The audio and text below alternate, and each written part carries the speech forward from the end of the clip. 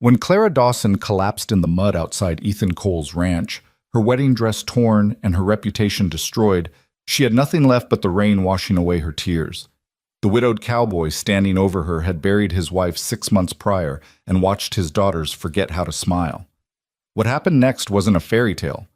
It was survival wrapped in desperation. But sometimes, the broken pieces fit together in ways nobody expects. Stay with me until the end and comment what city you're watching from so I can see how far this story has traveled. The wind that tore across Wyoming territory in October of 1879 carried no mercy.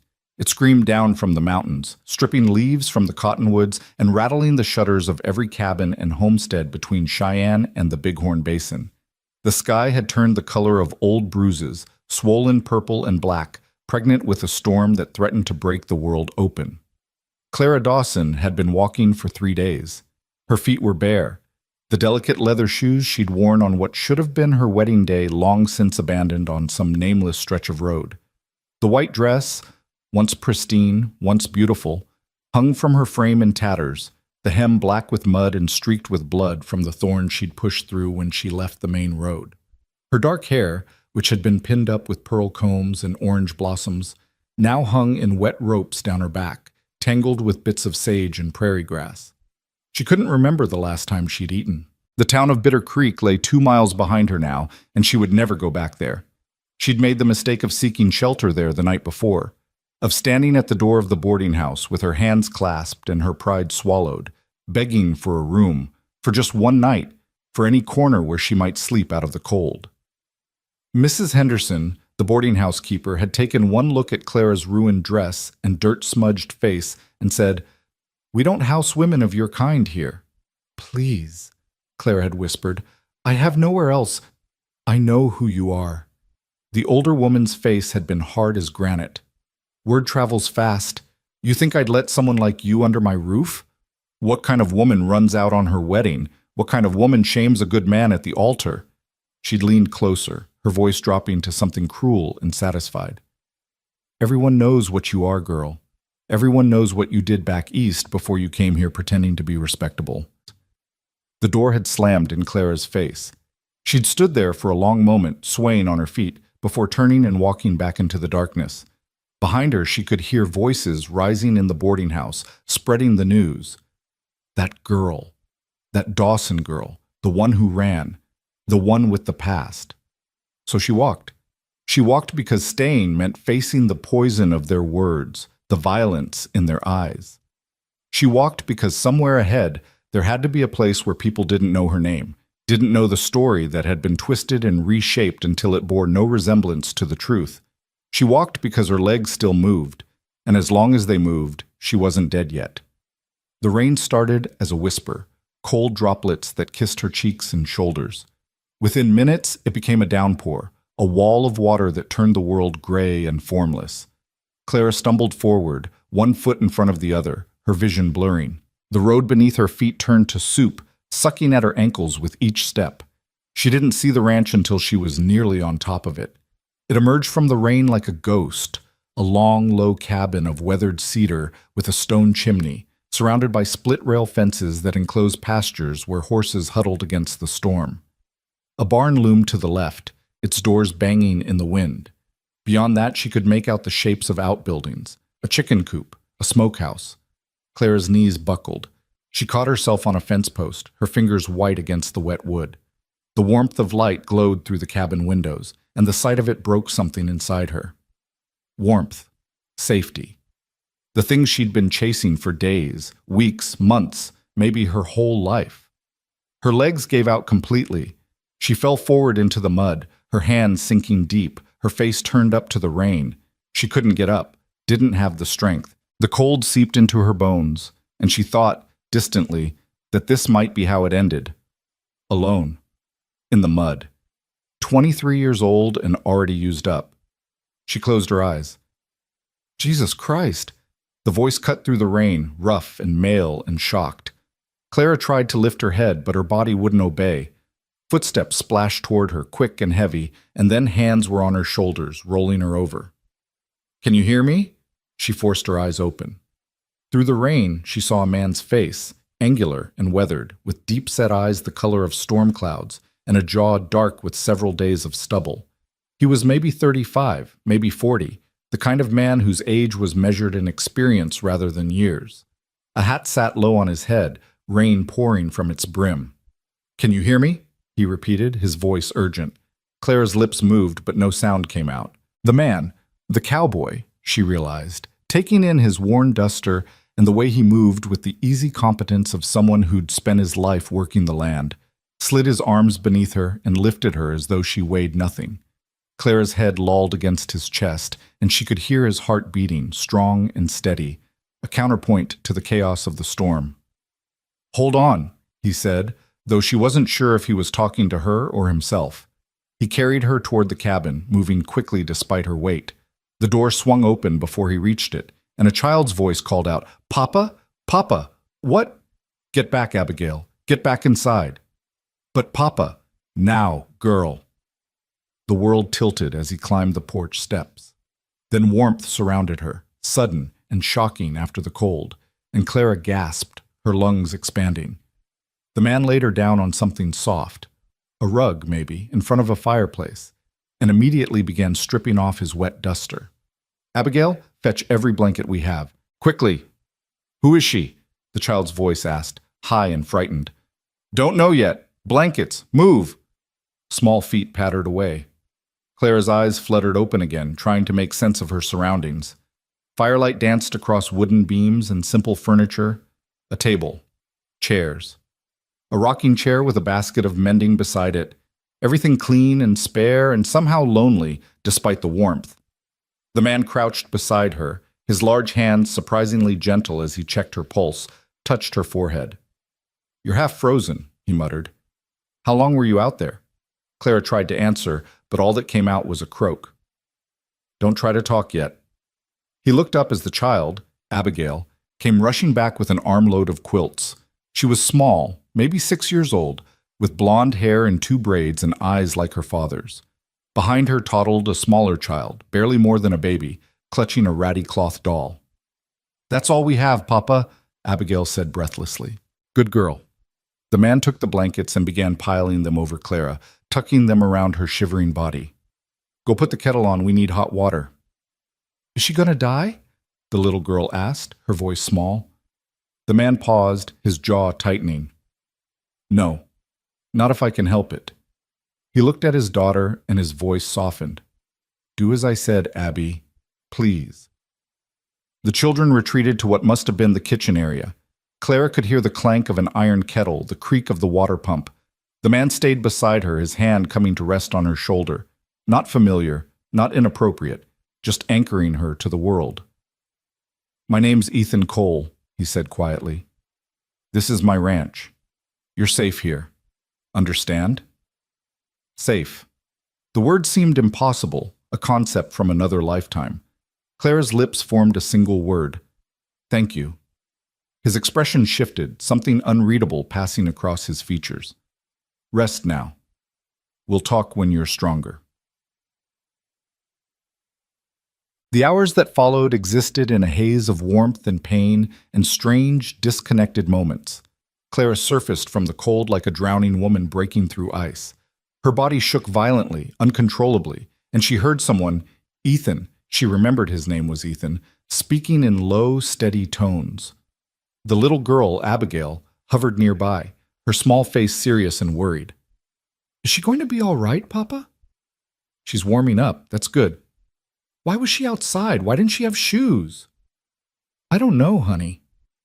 "Is she lost?" "Maybe. Or running from something." The child was quiet for a moment. "Like Mama? Was Mama running?" The silence that followed was heavy, weighted with grief that Clara could feel even through her delirium. "No, sweetheart," Ethan finally said, his voice rough. "Not like Mama." At some point, Clara felt warm liquid against her lips. Broth, she realized, rich with salt and fat. She swallowed reflexively, and then again, the warmth spreading through her chest. Strong hands supported her head, tipping the cup carefully. "That's it," Ethan murmured. "Just a little more." She drank until the cup was empty, then sank back into darkness. When she woke again, the light had changed. It was dawn, pale and gray, filtering through windows that looked out on a landscape scrubbed clean by rain. The storm had passed. Clara lay on the floor still, but someone had placed a pillow beneath her head and piled the blanket so high she was cocooned in warmth. The fire crackled softly. Clara turned her head slowly, her muscles protesting every movement. Across the room, in the rocking chair, Ethan Cole sat with his youngest daughter asleep in his arms. The baby, she couldn't have been more than 18 months old, had one thumb in her mouth, her other hand fisted in her father's shirt. Ethan's head was tilted back against the chair, his eyes closed, his face drawn with exhaustion. He'd stayed up all night, watching over her. A stranger. Clara's throat tightened. She tried to sit up, and immediately the world spun. She grabbed for the floor, steadying herself, and the movement must have made a sound because Ethan's eyes snapped open. For a moment he looked confused, disoriented.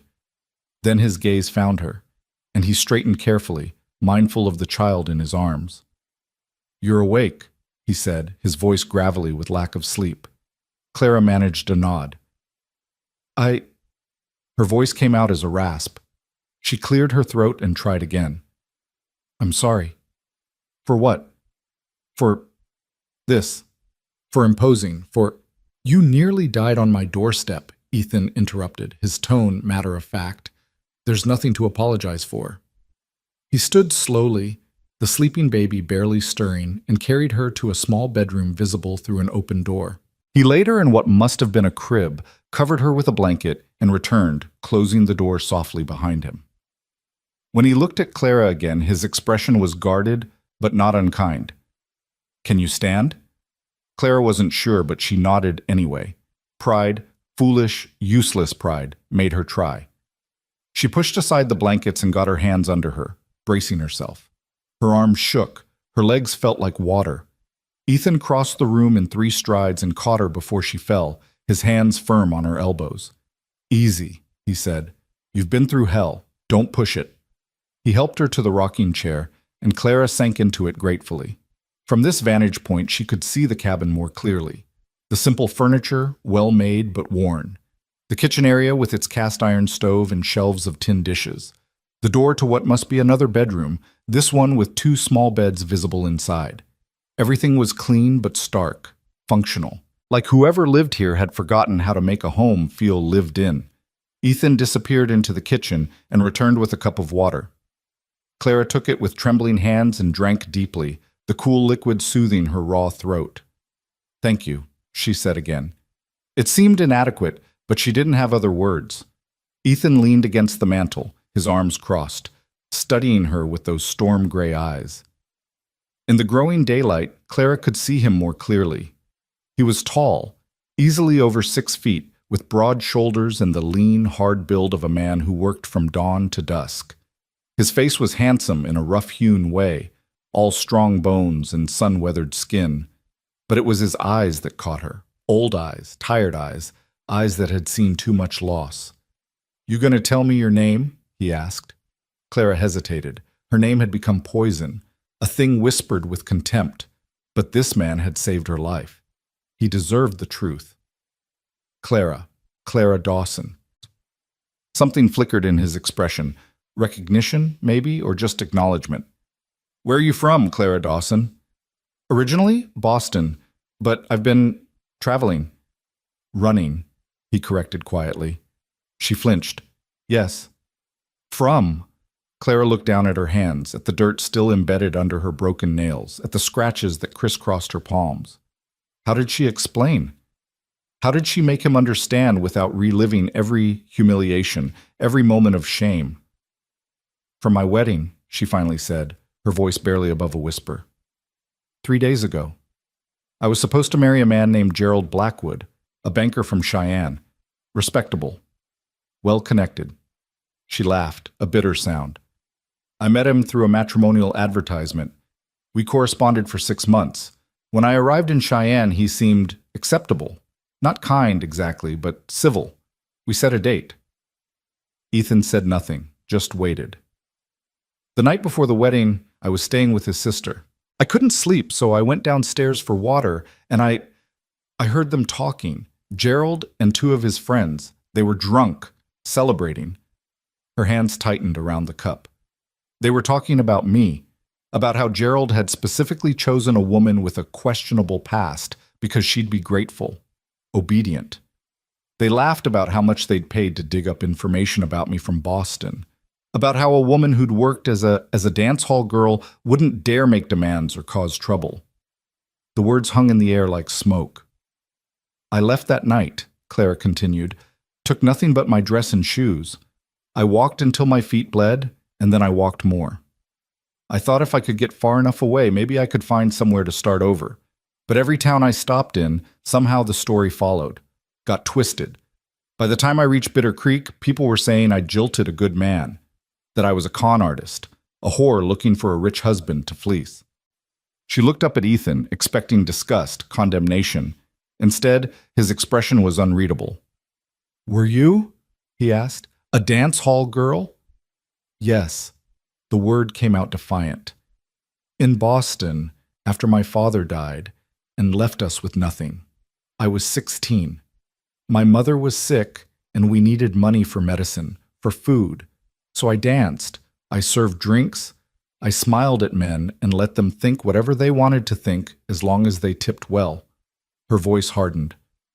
I wasn't a prostitute, but I learned quickly that no one cares about the distinction. The moment you step into a place like that, you're marked. Forever. "Your mother?" "Dead. 2 years ago." Ethan was quiet for a long moment, his gaze steady on her face. Then he pushed off from the mantel and crossed to the window, looking out at the morning. "I don't give a damn what you did to survive," he said finally. "You want to know what I see? I see a woman who got dealt a bad hand and played it as best she could. I see someone who had the guts to walk away from a man who would have treated her like property." He turned back to her. "I see someone who damn near killed herself trying to stay alive." Claire's breath caught. Why are you being kind to me?" His mouth twisted into something that wasn't quite a smile. "Maybe because kindness is rare enough that it's worth giving when you can." He moved back toward her, his expression serious. "You need a place to stay, clearly, and He paused, seeming to weigh his words. "I need help here. My wife died 6 months ago, childbed fever, after Rose was born. I've been managing with just Abigail helping, but it's not enough. The house is falling apart. The girls need a woman's touch. A mother." Clara stared at him. "You're asking me to—" "I'm offering you work," Ethan interrupted. "Room and board in exchange for keeping house, cooking, helping with the children. Nothing more. You'd have your own room. You'd be safe. And maybe after a while you could figure out what comes next." "You don't know me," Clara protested. "I could be—" "You could be a lot of things," Ethan agreed, "but you're not a threat. I'm a good judge of character, Miss Dawson, and whatever sins you think you're carrying, they're not the kind that worry me." He held her gaze. "I'm not offering charity. I need the help. My girls need more than I can give them right now. If you want to accept, there's work here for you. If not, I'll take you to the next town when you're strong enough and give you money for a stage. Your choice." Clara's mind reeled. This was impossible. Men didn't offer safe harbor to ruined women. They didn't look past reputations and offer second chances. And yet here was Ethan Cole, a widowed rancher with tired eyes and rough hands, doing exactly that. "Why?" she whispered. "Why would you take such a risk?" Ethan's expression softened just for a moment, and she saw the grief that lived beneath his weathered exterior. "Because 6 months ago, I buried my wife, and I've been drowning ever since. Because my daughters deserve better than watching their father barely hold on. Because sometimes, Miss Dawson, broken people are the only ones who know how to help each other." He straightened. "Because you need shelter, and I need a mother for my girls. Seems like a fair trade to me." The words hung between them, pragmatic, unsentimental, honest in a way that cut through all pretense. Clara thought of the road behind her, the endless walking, the doors slammed in her face. She thought of winter coming, of the cold that would kill her if she kept running. She thought of the alternatives, going back to cities where her name was known, trying to disappear into places where women like her ended up in cribs or laudanum dens or shallow graves. Or she could stay here, in this spare, lonely cabin with this grieving man and his two little girls. She could work, she could be useful, she could have a roof and warmth and food, and maybe, just maybe, she could stop running. "I'll stay," she said quietly. "For now, at least, until you find someone better suited." "I'll hold you to that," Ethan replied.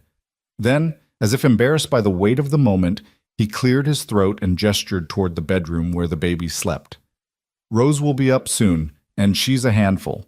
Abigail's the serious one. She'll watch you like a hawk, make sure you're worthy of her papa's trust." Fair warning. Despite everything, Clara felt a smile tug at her lips. "I understand."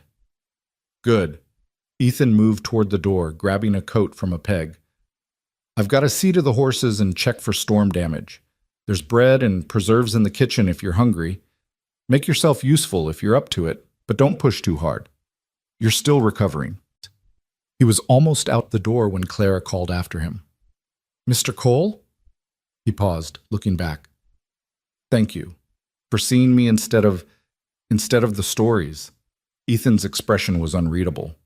"We've all got stories, Miss Dawson. Most of them don't tell the whole truth." He settled his hat on his head. "Welcome to the ranch." Then he was gone, the door closing softly behind him. Clara sat in the rocking chair, her body aching, her mind spinning. Through the window, she could see Ethan striding toward the barn, his figure strong and purposeful against the pale morning sky. Somewhere in the other room, she heard the baby stirring, making the soft sounds of waking. She was here. She was alive.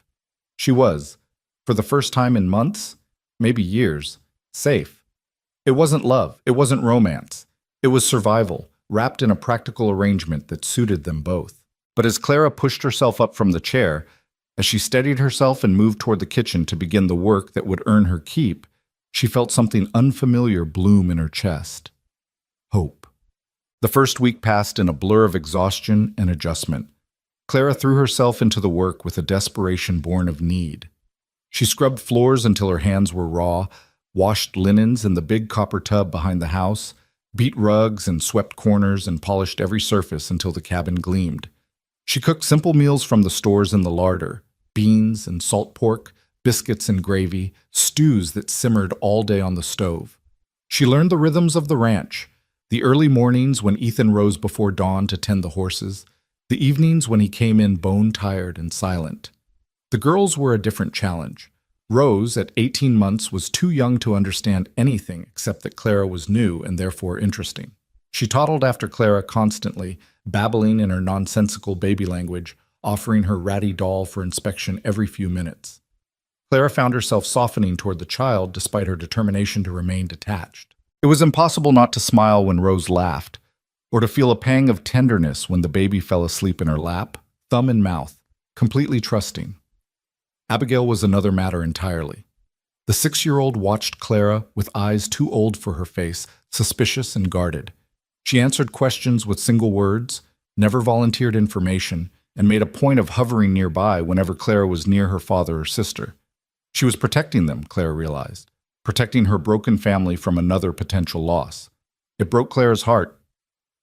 One evening, nearly a week after her arrival, Clara found Abigail sitting on the porch steps, her thin arms wrapped around her knees, staring out at the sunset. The child had been quiet all day, almost sullen, refusing to eat more than a few bites at dinner. Clara hesitated, then sat down beside her, careful to leave space between them. "Beautiful sunset," she offered. Abigail said nothing. "Your father tells me you're a good helper, that you've been taking care of Rose while he works." Still nothing. Clara tried a different approach. "I had a mother once, too. She died when I was not much older than you." That got a reaction. Abigail's head turned slightly, though she didn't look at Clara directly. "She got sick," Clara continued quietly, "and no matter what I did, no matter how hard I tried to help her, she just kept getting worse. I felt like it was my fault. Like if I'd been better, smarter, more useful, maybe she would have stayed." Abigail's voice was small. "Mama died because of Rose." "No," Clara said firmly. "Your mama died because sometimes bodies don't work the way they should, because fevers happen and doctors can't always fix them, not because of Rose, not because of you, not because of anything anyone did wrong. Papa cries at night, Abigail whispered. I hear him. He tries to be quiet, but I hear him. Clara's throat tightened. Grief is like that. Comes when you least expect it. Do you cry for your mama? Sometimes, even after all these years. Abigail finally looked at her, and Clara saw tears tracking down the child's cheeks. I don't want to forget her. I try so hard to remember what she looked like, what she smelled like, but it's getting fuzzy. What if I forget? Clara reached out slowly, giving Abigail time to pull away. When the child didn't move, Clara gently took her hand. You won't forget the important things. The way she made you feel loved. The sound of her voice when she sang to you. Those things live in here. She placed Abigail's hand over her own heart. Where they can't fade. Promise? I promise. Abigail was quiet for a long moment.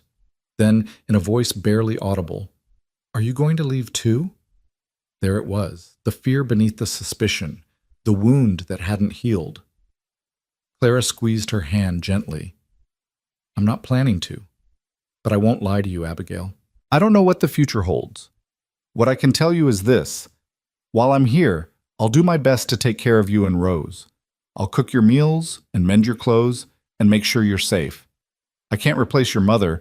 I wouldn't even try. But I can be someone you can count on, if you'll let me. Abigail studied her with those two old eyes, weighing Clara's words against her young experience of loss and disappointment. Finally, almost imperceptibly, she nodded. Okay? It wasn't acceptance, not yet, but it was a start. The break came, as breaks often do, without warning. It was late afternoon, nearly 2 weeks after Clara's arrival. She'd been kneading dough for bread, her hands dusty with flour, when Abigail came running into the cabin, her face pale. Miss Clara, come quick! Clara's heart lurched. What is it? Where's Rose? She's fine. It's Papa. He got kicked by one of the horses. He's bleeding. Clara didn't stop to think. She wiped her hands on her apron and ran. She found Ethan in the paddock, sitting in the dirt with his back against the fence, his left hand pressed to his ribs. Blood seeped between his fingers, staining his shirt dark red. A few feet away, a chestnut stallion snorted and stamped, wild-eyed. "Goddamn horse," Ethan muttered when he saw her. "Spooked at nothing and caught me with his back hoof." "Let me see." Clara dropped to her knees beside him, her hands already reaching for his shirt. "It's not that bad. Let me see." Their eyes met, and something in Clara's expression must have convinced him because Ethan moved his hand away. Clara lifted his shirt carefully, her breath catching at the sight of the wound. The horse's hoof had caught him just below the ribs, tearing through skin and muscle. Blood pulsed steadily from the gash. "Abigail," Clara said, forcing her voice to stay calm. "Run to the house. Bring me clean cloths, the whiskey from the cupboard, and the sewing kit. Quickly now." The girl took off at a run. Clara pressed her own hand to the wound, applying pressure. Ethan hissed through his teeth, but didn't pull away. "When did you become a doctor?" he asked, his voice tight with pain. "I worked in a dance hall, remember? You learn basic field medicine quickly when men get into drunken brawls every Saturday night." She met his eyes. "This needs stitches." "Hell, you've had worse?" "Doesn't make it any more pleasant." Despite the situation, Clara felt her mouth twitch. "No, I suppose it doesn't." Abigail returned, her arms full. Clara took the supplies and set to work. She cleaned the wound with whiskey. Ethan cursed colorfully at that, then threaded a needle with steady hands. "This is going to hurt," she warned. "Just do it." Clara did. To his credit, Ethan didn't flinch as she pushed the needle through his skin, drawing the edges of the wound together with small, careful stitches. His jaw was clenched so tight she could see the muscle jumping, and his breathing had gone shallow, but he stayed perfectly still. "You're good at this," he managed after the third stitch. "Practice." Clara didn't look up from her work. "Hold still." "Almost done." When the last stitch was in place, she tied it off and sat back, examining her handiwork. It wasn't pretty, but it was clean and tight. She pressed a clean cloth to the wound, then used strips of fabric to bind his ribs. "Keep this clean. she instructed, her voice crisp and professional. Change the dressing twice a day. If you see any red streaks or if you develop a fever, you need a real doctor. Yes, ma'am. Something in his tone made Clara look up. Ethan was watching her with an expression she couldn't quite read, surprise, maybe, or reassessment, as if he was seeing her clearly for the first time. What? She asked. Nothing, just thank you. You saved my life, Clara replied simply. Seemed only fair to return the favor. She helped him stand, taking most of his weight as he got his feet under him. He was heavy, solid muscle and bone, and she staggered slightly before finding her balance. Together they made their slow way back to the cabin, Abigail hovering anxiously beside them. Inside, Clara got Ethan settled in his chair by the fire, then checked on Rose, who'd slept through the entire crisis. When she returned to the main room, she found Abigail sitting on the arm of her father's chair, her small hand resting on his shoulder, her face still pale with fear. Is Papa going to die? The child asked. No, Clara said firmly. He's too stubborn for that. Ethan snorted, then winced. Remind me not to laugh for a few days. I'll add it to the list of things you're not allowed to do, Clara replied, along with heavy lifting, horse breaking, and generally being an idiot. Bossy, Ethan observed. Someone has to be. Their eyes met, and something passed between them, a kind of understanding, an acknowledgement that the boundaries between them had shifted. Clara was no longer just a woman he'd offered shelter to. She was capable, necessary, someone he could rely on. It should have felt like just another transaction, another practical arrangement. But as Clara turned back to the kitchen, as she heard Abigail's soft voice asking her father if he was really all right, as she felt the strange warmth of being needed, not used, but genuinely needed, she realized that something was changing. The cabin was becoming less lonely, and so, perhaps, was she. That night, after the girls were asleep and Ethan had reluctantly agreed to rest, Clara sat alone by the fire. The day's events had shaken her more than she wanted to admit. When she'd seen Ethan bleeding, had run toward him without hesitation, she'd acted on instinct, the same instinct that had once driven her to work herself to the bone for her dying mother, that had made her walk away from a man who would have owned her. The instinct to protect what mattered. When had Ethan and his daughters started to matter? Clara didn't have an answer. She only knew that somewhere between scrubbing floors and stitching wounds, between Rose's trusting smile and Abigail's tentative acceptance, something had taken root in her chest, something dangerous and terrifying and undeniable. She was beginning to care. The door to Ethan's room opened quietly. He emerged, moving slowly, one hand pressed to his bandaged ribs. When he saw Clara still awake, he paused. "Can't sleep?" he asked. "Neither can you, apparently." He crossed to the fire and lowered himself carefully into the other chair. For a long moment they sat in comfortable silence, watching the flames dance. "I was married for 8 years, Ethan finally said, his voice low. "Met Catherine when I was 26. She was a preacher's daughter, proper as Sunday morning. Everyone said we were a good match." He was quiet for a beat. They were wrong. Clara looked at him, surprised by the confession. "Don't misunderstand," Ethan continued. "Catherine was a good woman, kind, dutiful. She gave me 2 beautiful daughters, but we didn't have what you'd call passion. We were partners, comfortable, content."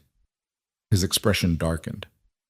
"When she got pregnant with Rose, something changed. She was different, distant, like she knew something the rest of us didn't." "Maybe she did," Clara said softly. "Maybe."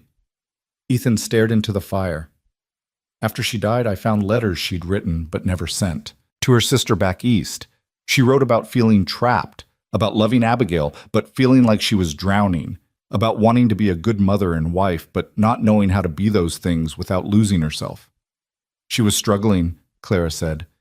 "It doesn't mean she didn't love you, or the girls." "I know." Ethan's voice was rough. "But knowing doesn't make the guilt any easier. I should have seen it, should have done something."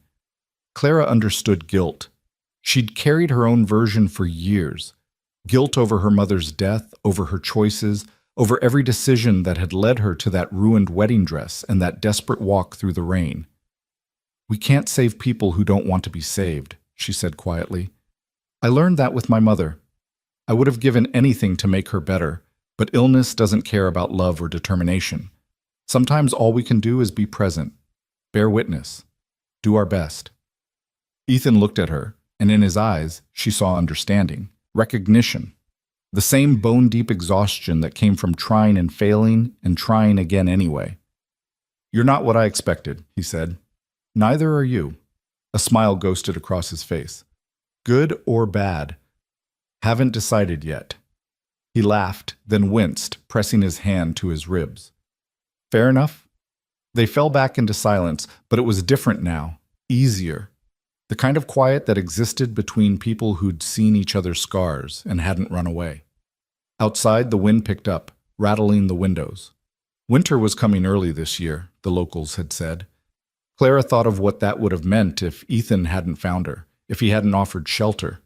She'd have been dead within weeks. "Thank you," she said suddenly, "for taking a chance on me, for not believing the stories." Ethan was quiet for a long moment. When he spoke, his voice was gentle. "Everyone deserves a second chance, Miss Dawson, even broken people like us." "Especially broken people like us," Clara thought. She didn't say it aloud, but she suspected Ethan heard it anyway. They sat by the fire until the logs burned down to embers, two damaged souls learning the careful dance of trust, and somewhere in the darkness, the foundation of something real began to form. Neither of them recognized it yet, but it was there, steady as stone, patient as the Wyoming winter waiting just beyond the walls. Winter arrived with a vengeance that year, sweeping down from the mountains in great white waves that buried the prairie under 3 feet of snow.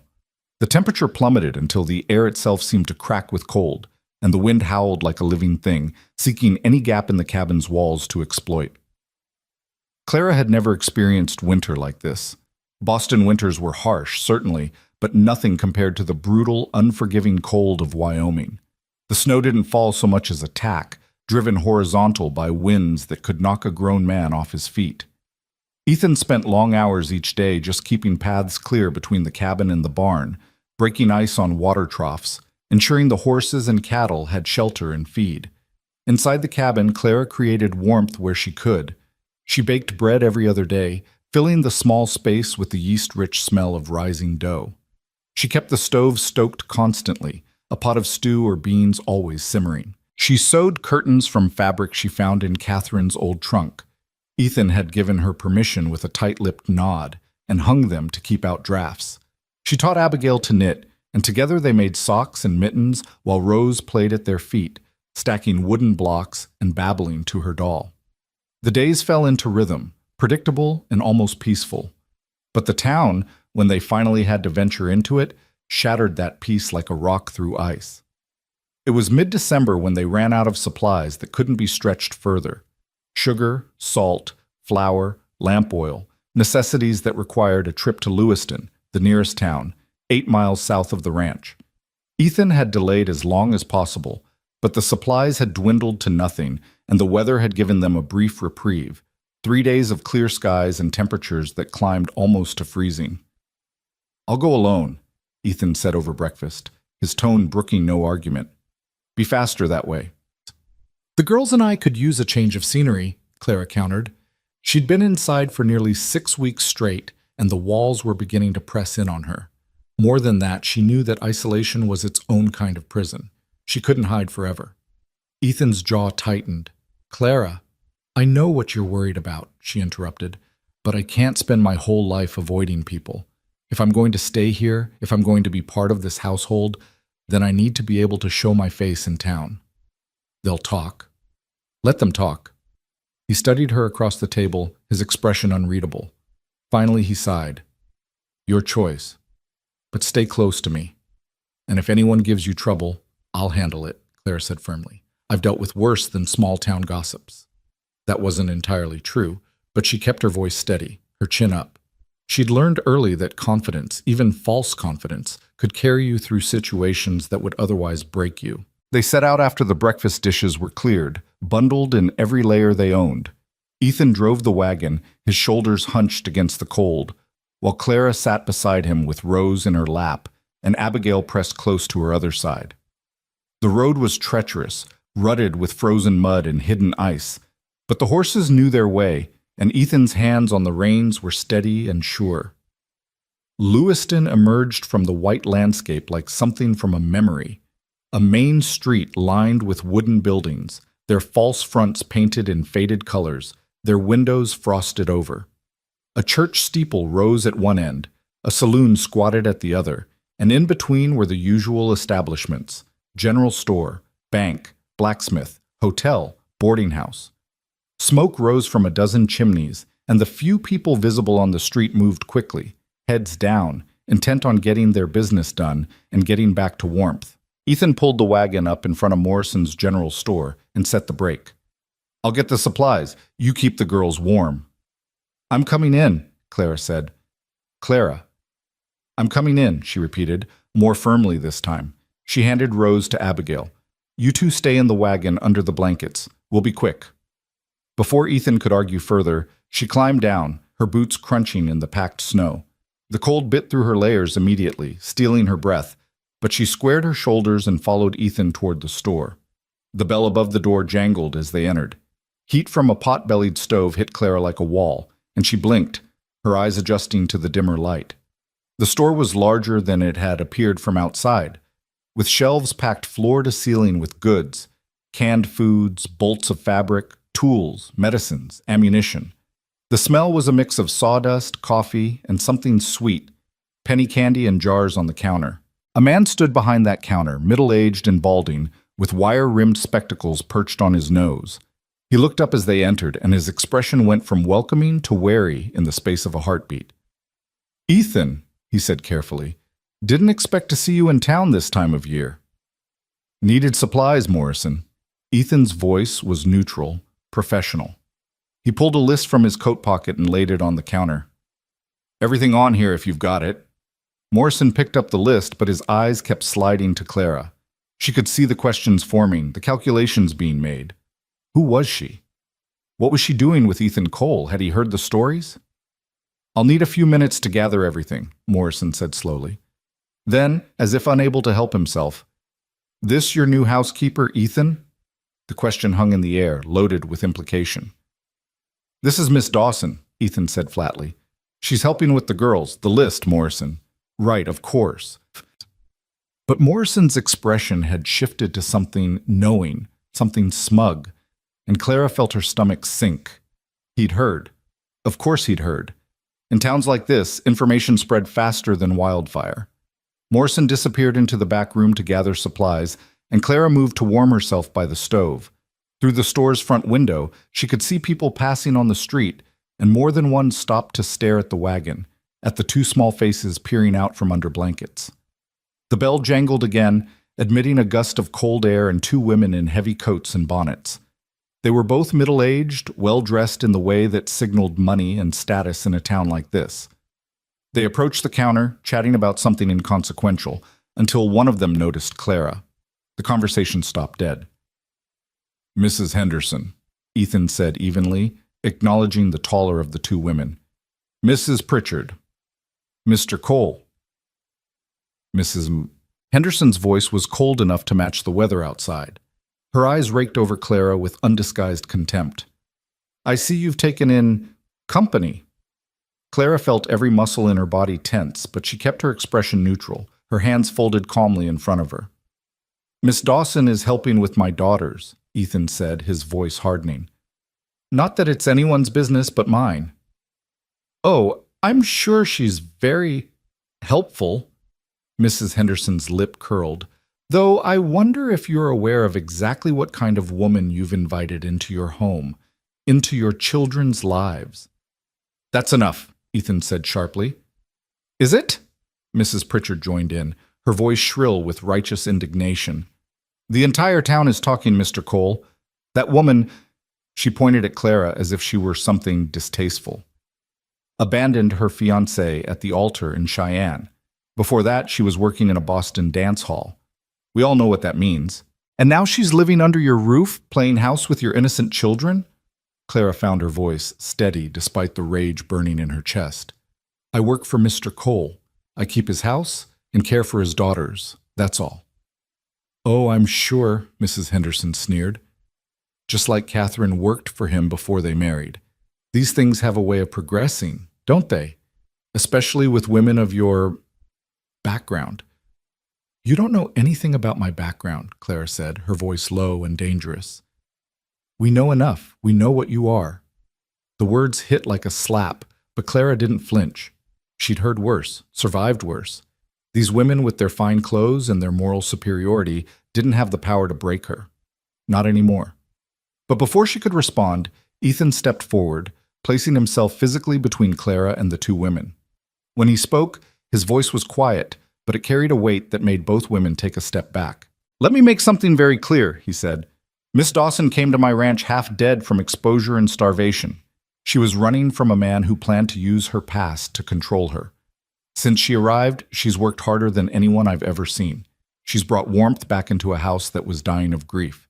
She's given my daughters something I couldn't: stability, care, and yes, love." His gray eyes were hard as stone. "So before you stand there and judge her, before you spread your poison around this town, ask yourselves what you would have done in her position. Ask yourselves if you'd have had half her courage or strength." Mrs. Henderson's face had gone red.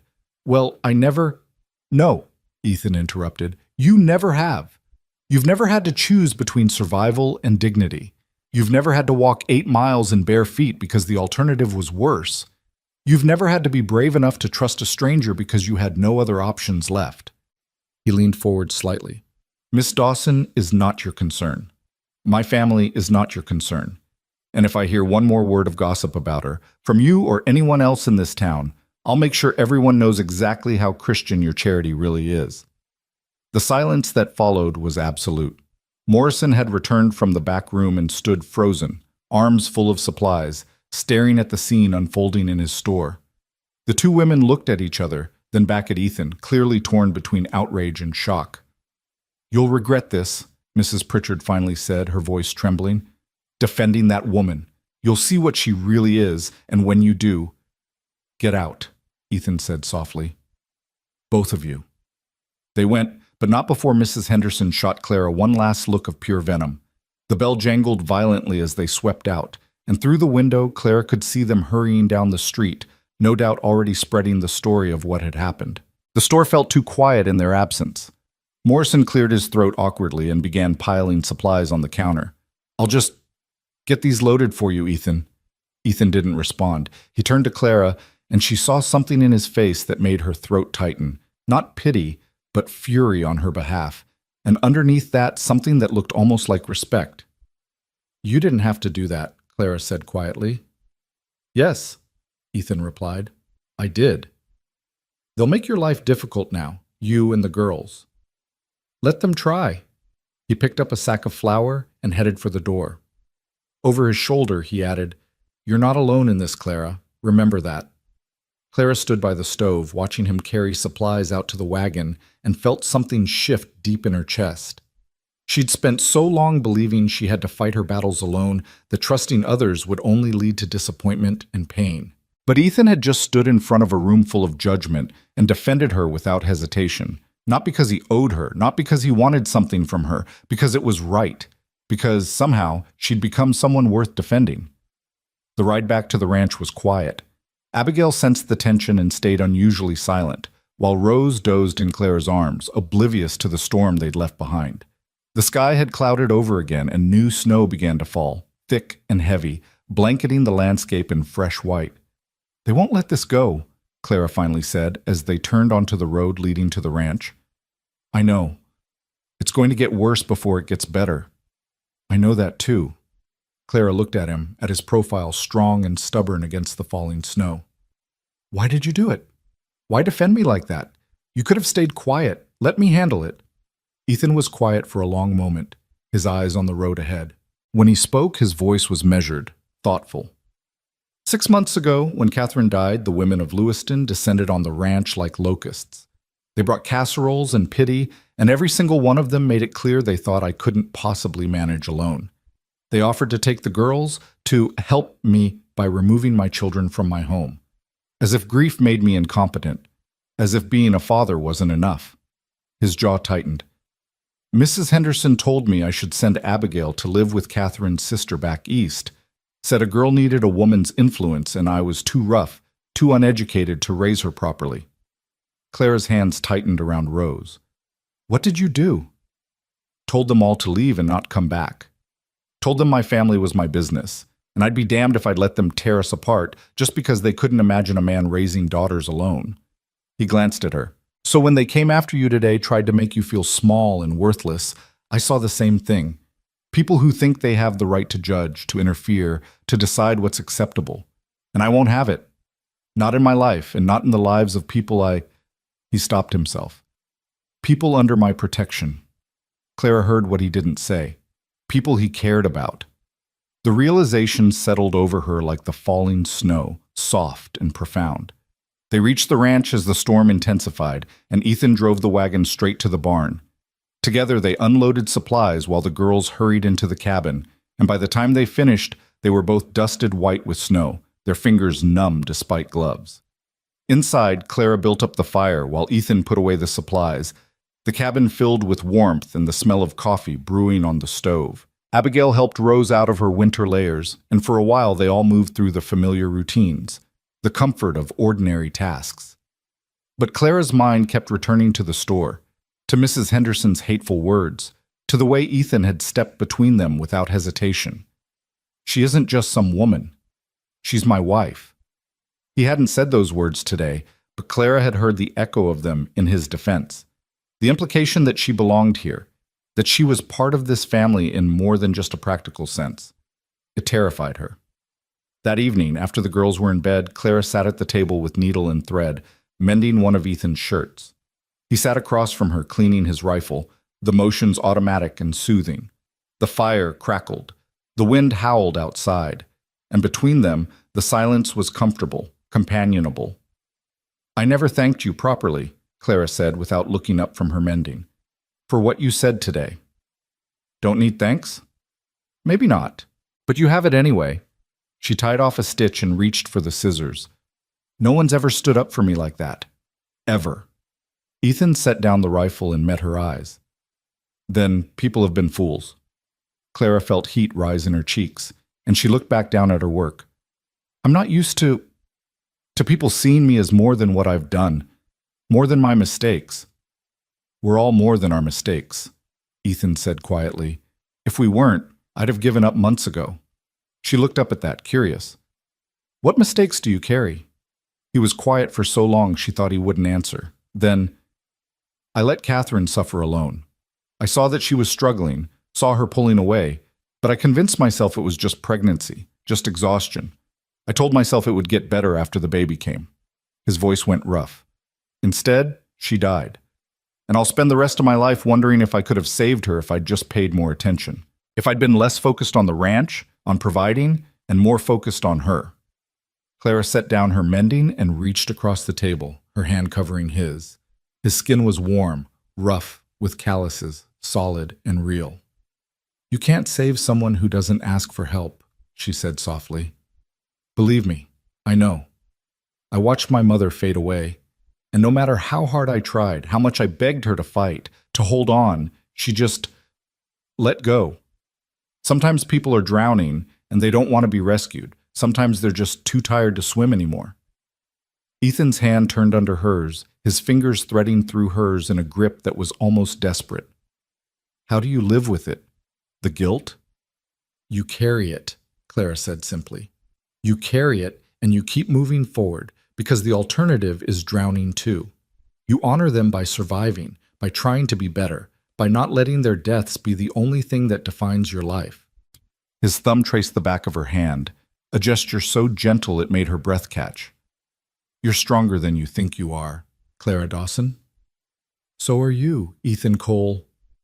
They sat like that for a long moment, hands joined across the table, two damaged people finding unexpected solace in each other's company. Outside, the storm raged, but inside the cabin held them safe and warm, a fragile sanctuary against the world's judgment. Clara didn't know when things had shifted between them. Didn't know exactly when Ethan had stopped being just her employer and become something more, friend, ally, partner, in the quiet battle of daily survival. But the shift was undeniable, as real as the hand holding hers, and it scared her more than anything she'd faced yet, because caring meant vulnerability. Caring meant the possibility of loss, and Clara had lost enough for one lifetime. But as Ethan squeezed her hand gently before releasing it, as he went back to cleaning his rifle and she returned to her mending, Clara realized something profound. Sometimes the risk of loss was worth taking if it meant you didn't have to face the darkness alone. The days that followed the trip to Lewiston were tense. Clara waited for repercussions, for Ethan to face consequences for defending her, but nothing immediate happened.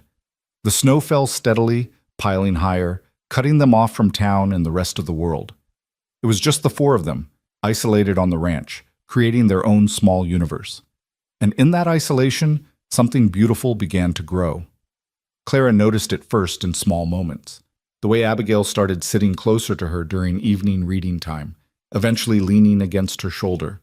The way Rose reached for Clara first when she fell and scraped her knee, crying, "Kawa, Kawa," until Clara picked her up and kissed away the tears. The way Ethan's eyes softened when he came in from the cold and found Clara in the kitchen, the smell of fresh bread filling the cabin. She noticed it in her own behavior too, how she automatically set aside the best pieces of meat for Ethan at dinner, knowing he worked hardest and needed the fuel. How she found herself humming while she worked, old songs her mother had taught her. How she no longer flinched at the sound of boots on the porch, no longer calculated escape routes whenever a man entered the room. She was healing. They all were. One afternoon in late December, Clara was teaching Abigail to make sugar cookies, a rare treat saved for Christmas, when the girl looked up at her with serious eyes. "Miss Clara?" "Yes, sweetheart?" "Are you going to stay? After winter?" Clara's hand stilled in the dough. It was a question she'd been avoiding, even in her own mind. The arrangement had been temporary, a practical solution to mutual needs. But somewhere along the way, temporary had started feeling like something else. "Do you want me to stay?" Clara asked carefully. Abigail nodded, her expression solemn. "Rose loves you, and Papa smiles more now. He didn't smile at all after Mama died, but now he does. Not a lot, but some." She paused. "And I like having you here, even though I was mean at first." Clara's throat tightened.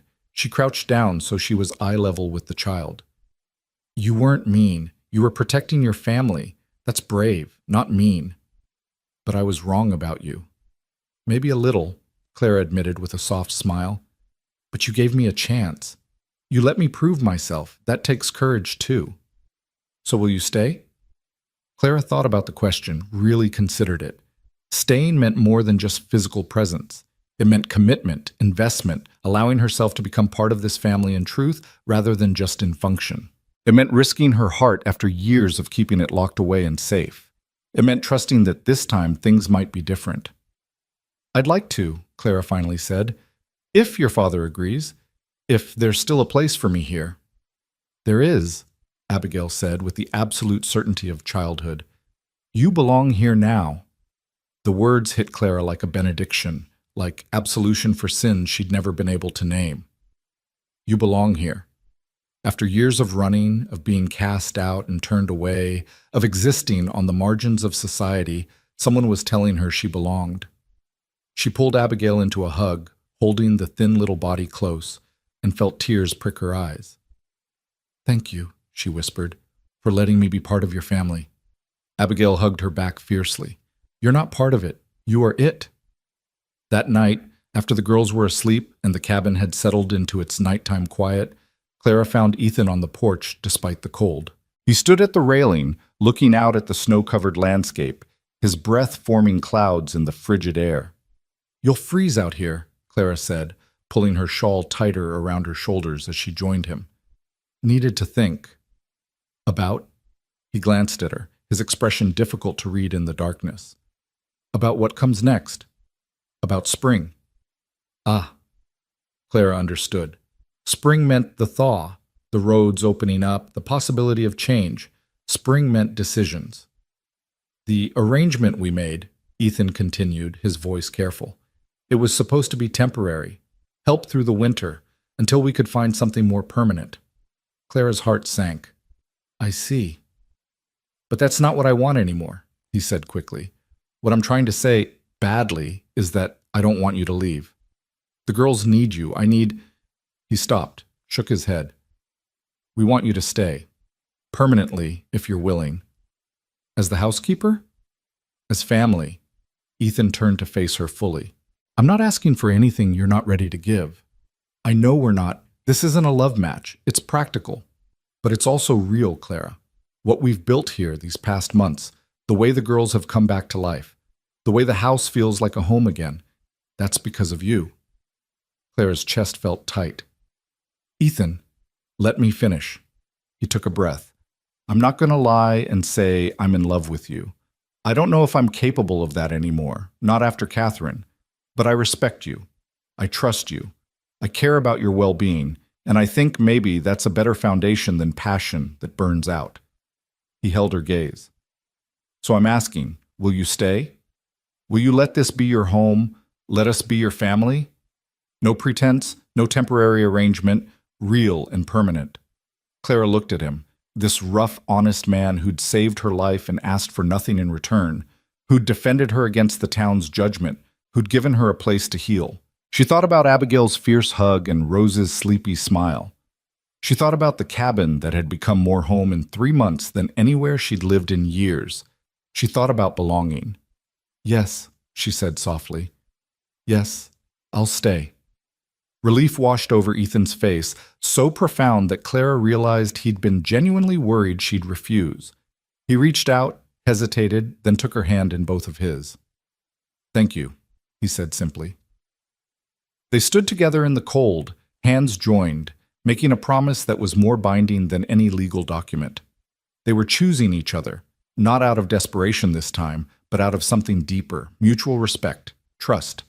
The understanding that sometimes family wasn't about blood or grand romance, but about showing up day after day, choosing to stay even when it was hard.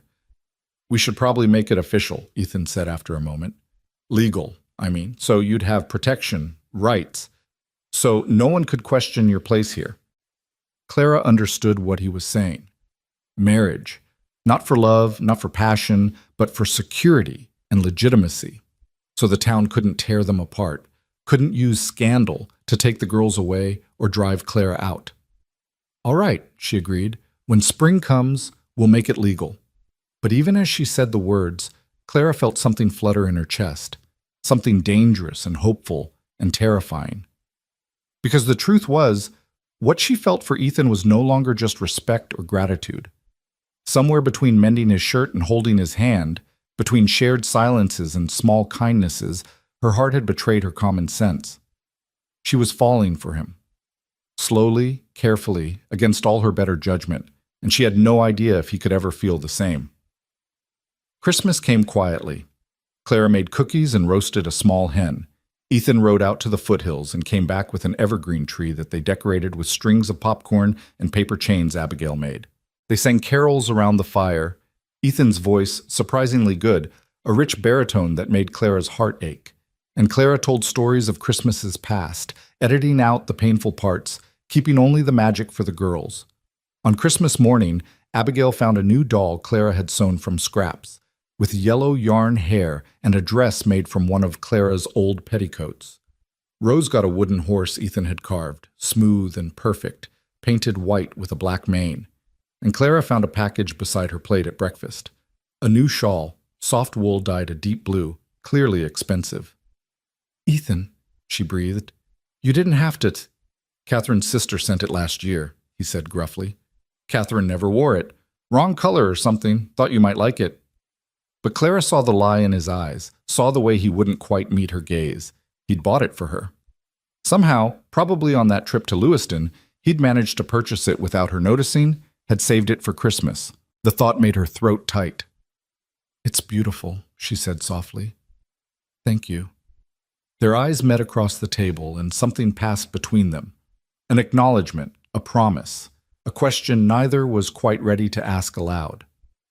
The days between Christmas and the New Year were dreamlike, suspended outside of normal time. The snow continued to fall, the world contracted to just the four of them, and Clara let herself imagine that it could always be like this. Safe, warm, almost happy. But on New Year's Eve, as 1879 became 1880, reality came crashing back. They were sitting by the fire, Clara and Ethan in companionable silence while the girls slept, when they heard it. Hoofbeats, fast and urgent, cutting through the quiet night. Ethan was on his feet instantly, his hand going to the rifle above the mantel. "Stay here," he ordered. But Clara followed him to the door, her heart pounding. Visitors at this hour, in this weather, meant trouble. Ethan opened the door to reveal a man on horseback, snow-covered and wild-eyed. It took Clara a moment to recognize him. Tom Brewster, whose ranch lay 5 miles east. "Ethan," Tom gasped. "Thank God you're here. It's my wife. She's having the baby, but something's wrong. She's bleeding, and the baby won't come, and—" His voice broke. "Please. Doc Henderson is snowed in on the other side of the pass. You're the closest help." Ethan's face went white. "Tom, I'm not a doctor. I can't—" "My wife is dying," Tom said flatly. "If you don't come, I'll have to watch her die. And the baby, too." The silence stretched, horrible and suffocating. Then Clara stepped forward. "I'll go." Both men stared at her. "I've assisted with births before," she said, her voice steady despite her racing heart. "In Boston, at the dance hall. Girls got pregnant all the time, and most couldn't afford doctors. I helped where I could." She looked at Ethan. "I'm not a midwife, but I know more than nothing, and right now nothing is what his wife has. Clara, if something goes wrong, then it goes wrong, but at least we tried." She was already moving, grabbing her coat and the shawl he'd given her. "Get your horse saddled, we're going." Ethan looked torn, but he must have seen the determination in her eyes because he nodded sharply. "Tom, go ahead. Keep your wife warm and comfortable. We'll be right behind you." Tom wheeled his horse and took off into the night. "You sure about this?" Ethan asked as he shrugged into his coat. "No," Clara admitted, "but I'm going anyway." They woke Abigail just long enough to tell her they'd be back soon, that she was in charge of Rose, and then they were riding hard through the snow, Ethan's horse straining beneath their combined weight. The cold was vicious, stealing the breath from Clara's lungs, but she held tight to Ethan's waist and focused on what lay ahead. A woman's life. Maybe 2 lives. In her inexperienced hands. The ride to the Brewster Ranch seemed to take hours, though it couldn't have been more than 45 minutes. By the time they arrived, Clara's face was numb with cold, and her fingers could barely grip the reins. Inside the small cabin, chaos. Tom's wife, Mary, lay on a bed in the corner, her face gray with pain and blood loss.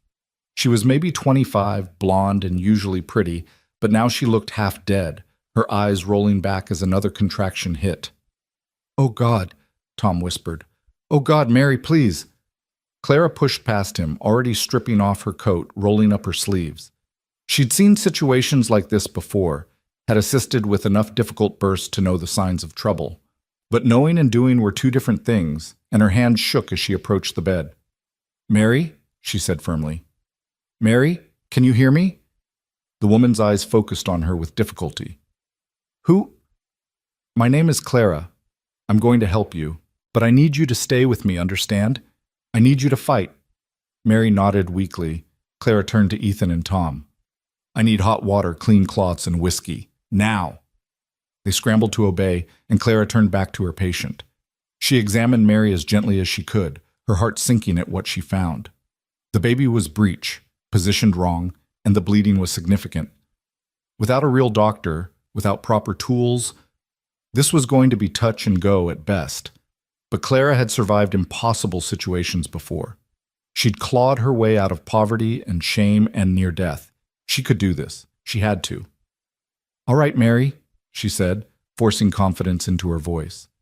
"Your baby is turned the wrong way, but we're going to fix that. When the next contraction comes, I need you to push exactly when I tell you. Can you do that?" "I'll try." "You'll do more than try. You'll succeed.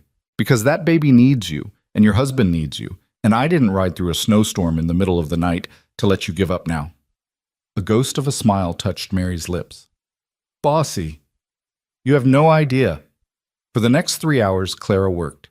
She guided, pushed, maneuvered, doing everything she'd learned from watching back alley midwives and desperate dance hall girls bring babies into the world, under the worst possible circumstances. Ethan stayed close, following her instructions without question, his presence steady and anchoring. Tom paced, prayed, and eventually collapsed in a chair, his face in his hands. And just when Clara thought they'd lost, just when Mary's eyes started to flutter closed and her breathing went shallow, the baby turned. Clara felt it happen under her hands, felt the shift, and she nearly cried with relief. "Now, Mary, push now." Mary gathered her last reserves of strength and pushed, and with a gush of blood and fluid, the baby slid free into Clara's waiting hands. A girl. Tiny and blue, and completely silent. "No," Clara breathed. "No, no, no." She cleared the baby's mouth and nose, rubbed her chest, her back, doing everything she knew to do. The room held its breath. Tom had stopped pacing. Even Mary, barely conscious, watched with desperate eyes. "Breathe," Clara whispered to the tiny form in her hands. "Please, please breathe." And then, like a miracle, the baby gasped. Once, twice. And then she wailed, thin and reedy, but unmistakably alive. Tom made a sound somewhere between a laugh and a sob. Mary burst into tears. And Clara, hands shaking violently, wrapped the baby in clean cloth and placed her in her mother's arms. "You have a daughter," she said, her voice hoarse. Mary looked up at her, tears streaming down her face. "Thank you. Thank you. You saved us both." Clara couldn't speak. She just nodded and stepped back, letting the family have their moment. Behind her, she felt Ethan's hand on her shoulder, steadying her, and she leaned back into his strength, suddenly exhausted beyond measure. They stayed long enough to ensure Mary and the baby were stable, to clean up the worst of the mess, to accept Tom's stammered thanks and promises of eternal gratitude. Then they rode back through the pre-dawn darkness, silent and bone-tired. The cabin was warm when they returned, Abigail having kept the fire going just as they'd taught her. The girl was asleep in the rocking chair, Rose curled in her lap, both of them safe and sound. Ethan carried them to bed while Clara stood by the fire, staring into the flames, her hands still shaking. When Ethan returned, he found her like that, still in her coat, her dress stained with blood, her eyes distant. "Clara."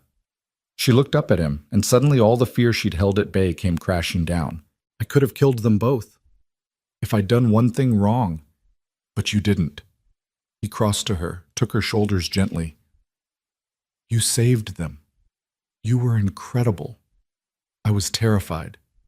I know. I was terrified watching you." His voice softened.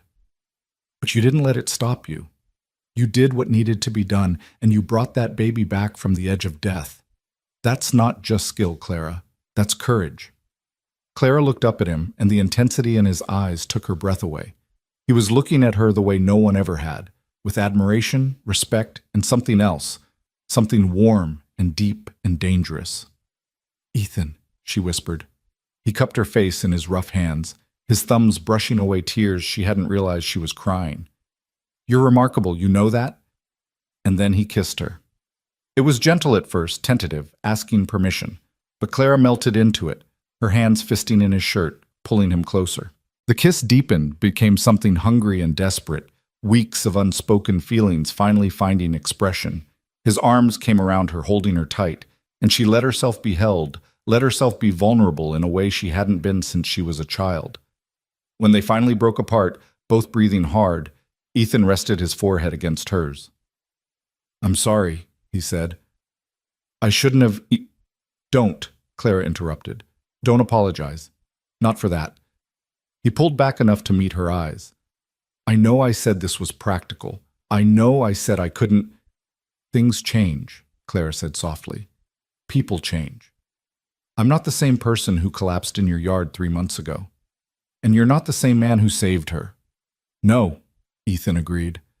"We're not." They stood together in the firelight, exhausted and bloody and more honest than they'd ever been. And Clara knew with absolute certainty that whatever this was between them, it was real. It might not be the grand passion of storybooks, but it was steady and true and worth fighting for. And for the first time in her life, Clara wasn't afraid of what came next. She was ready. The kiss changed everything and nothing at all. In the days that followed, life on the ranch continued with the same rhythms. Breakfast before dawn, chores that filled the daylight hours, evenings by the fire with the girls. But underneath the ordinary surface, something fundamental had shifted. Ethan's hand would linger on Clara's shoulder when he passed her in the kitchen. Their eyes would meet across the table, holding for just a beat too long. And at night, after the children slept, they would sit closer together, their conversations deeper, more revealing, peeling back layers they'd both kept hidden for years. They didn't kiss again. Not right away. It was as if both of them understood that what they'd started needed time to grow properly, needed to be tended carefully like the first green shoots pushing through spring soil. Rushing would only damage something that could become beautiful if given patience. News of what Clara had done for Mary Brewster spread faster than the winter wind. Tom rode back to the ranch 3 days after the birth, bringing a ham and his stammered gratitude, and apparently he'd stopped at every homestead between his place and Ethan's to tell the story. Within a week, Clara had become something of a legend. The mystery woman who'd ridden through a blizzard on New Year's Eve and saved both mother and child when the doctor couldn't get through. But their power was waning, their whispers less potent now that Clara had proven herself useful in ways that mattered to frontier life. January gave way to February, and the snow began to lighten. The sun climbed higher each day, promising spring even as the nights remained brutally cold. Ethan started talking about the work that would need doing once the thaw came. Fences to mend, foals to be born, calves to brand. He spoke of the future with an ease that hadn't been there before, as if he could finally see past the grief that had blinded him.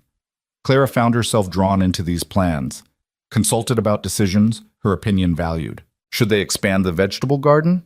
Would it make sense to buy chickens for eggs? How many head of cattle could the ranch reasonably support? These were the questions of partners, not employer and hired help, and Clara felt herself settling into the role with surprising comfort. Abigail had stopped calling her Miss Clara and started using just Clara, a small shift that felt monumental. And Rose, now nearly 2 years old, had taken to following Clara everywhere, her tiny hand always reaching for Clara's skirt, her vocabulary expanding daily with words like mama, that she used indiscriminately for both Clara and the mother she'd never known. Each time Rose called her mama, Clara's heart clenched with equal parts joy and fear. She had no right to that title, no claim beyond the practical care she provided. But the child didn't understand such distinctions, and increasingly Clara found she didn't want to correct her. It was Ethan who finally addressed it one evening after the girls had gone to bed. They were sitting by the fire as usual, Clara mending socks while Ethan oiled leather tack, when he said quietly, "Rose called you Mama again today."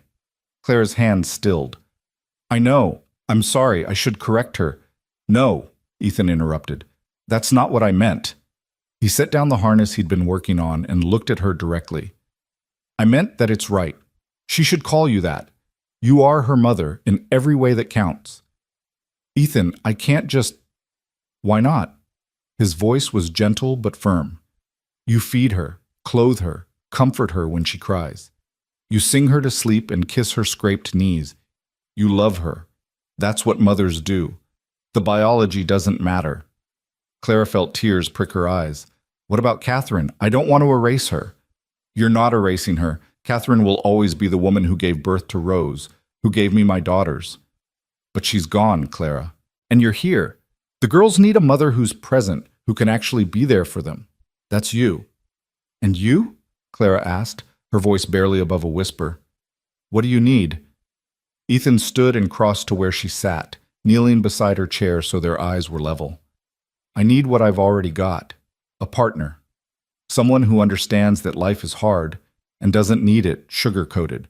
Someone who shows up day after day, even when it's difficult." He took her hand. "Someone who makes me remember what it feels like to hope." Clara's breath caught. "Ethan, I'm not good with pretty words," he continued. "I can't promise you romance or grand gestures, but I can promise you honesty. I can promise you that I'll work hard to provide for you and the girls. I can promise that I'll stand between you and anyone who tries to hurt you." He paused. "And I can promise that what I feel for you is real. Maybe it's not the passionate love poets write about, but it's steady, it's true, and it's growing stronger every day." Clara set down her mending with trembling hands and cupped his face, feeling the rough stubble under her palms, seeing the vulnerability in his eyes. "I don't need poetry," she said. "I need exactly what you just described. Honesty, partnership, someone who won't run when things get hard." "I won't run," Ethan said firmly. "That's a promise." "Neither will I." He leaned forward and kissed her, slower than that first desperate kiss on New Year's, but somehow deeper. Clara felt herself falling into him, letting go of the last defenses she'd kept in place. When they finally pulled apart, Ethan rested his forehead against hers. "Marry me," he said. "Not in spring like we planned. Now. As soon as we can get to a preacher." Clara's heart hammered. "Why the rush?" "Because I don't want to wait anymore. Because I want everyone to know you're mine. Not my housekeeper, not my hired help, but my wife, my partner, my family." His voice roughened. "Because I'm tired of holding back, of pretending this is just a practical arrangement when we both know it's more than that." Clara thought about all the reasons she should say no, should wait, should be cautious. She thought about her past, her reputation, the ways this could still go wrong. And then she thought about Ethan's steady presence, Abigail's trust, Rose's unconditional love. She thought about belonging, about home, about taking the leap even when the landing wasn't guaranteed. "Yes," she said. "Yes, I'll marry you." Ethan's smile was like sunrise breaking over the mountains, transforming his weathered face into something beautiful. He kissed her again, and this time there was promise in it, a future unfolding between them like a map to undiscovered country. They would have married the very next week if the weather had cooperated. But February had one last storm in store, a howling monster that buried the ranch under 4 feet of fresh snow and made travel impossible for nearly 10 days. They were trapped again, the 4 of them, but this time the isolation felt different, exciting almost, like they were cocooned in their own little world, preparing for a transformation. Clara told the girls one morning over breakfast, unable to keep the secret any longer. "Your father and I have something to tell you," she began, glancing at Ethan for support. He nodded encouragingly, and Clara continued, "We've decided to get married, to make our family official." Abigail's eyes went wide. "You're going to be our real mama?" "If that's all right with you," Clara said carefully. The child launched herself out of her chair and threw her arms around Clara's neck with such force she nearly toppled the both of them. Yes, it's all right. It's more than all right." But Rose, not entirely understanding but picking up on her sister's excitement, began clapping her hands and chanting, "Mama, Mama, Mama." Clara felt tears spill over as she held Abigail close, felt the child's thin body shaking with joy. Over her head, she met Ethan's eyes and saw her own emotion reflected there, gratitude, wonder, and something that looked very much like love. The days waiting for the storm to clear passed in a strange blur of domesticity and anticipation. Clara found herself planning in ways she never had before, thinking about the future with concrete hope rather than vague possibility. She altered one of Catherine's old dresses, a simple blue calico that Ethan had quietly suggested she might wear, taking it in to fit her smaller frame. She taught Abigail how to make a flower crown from dried prairie grass and ribbons, something the girl could wear for the ceremony. And at night, she and Ethan talked about everything: their childhoods, their failures, their fears. Ethan told her about growing up the youngest of 5 brothers, about learning to be tough because gentleness was seen as weakness, about his father dying in a farming accident and his mother following 6 months later from grief, about building the ranch from nothing, proving he could make something of himself despite being written off as the runt.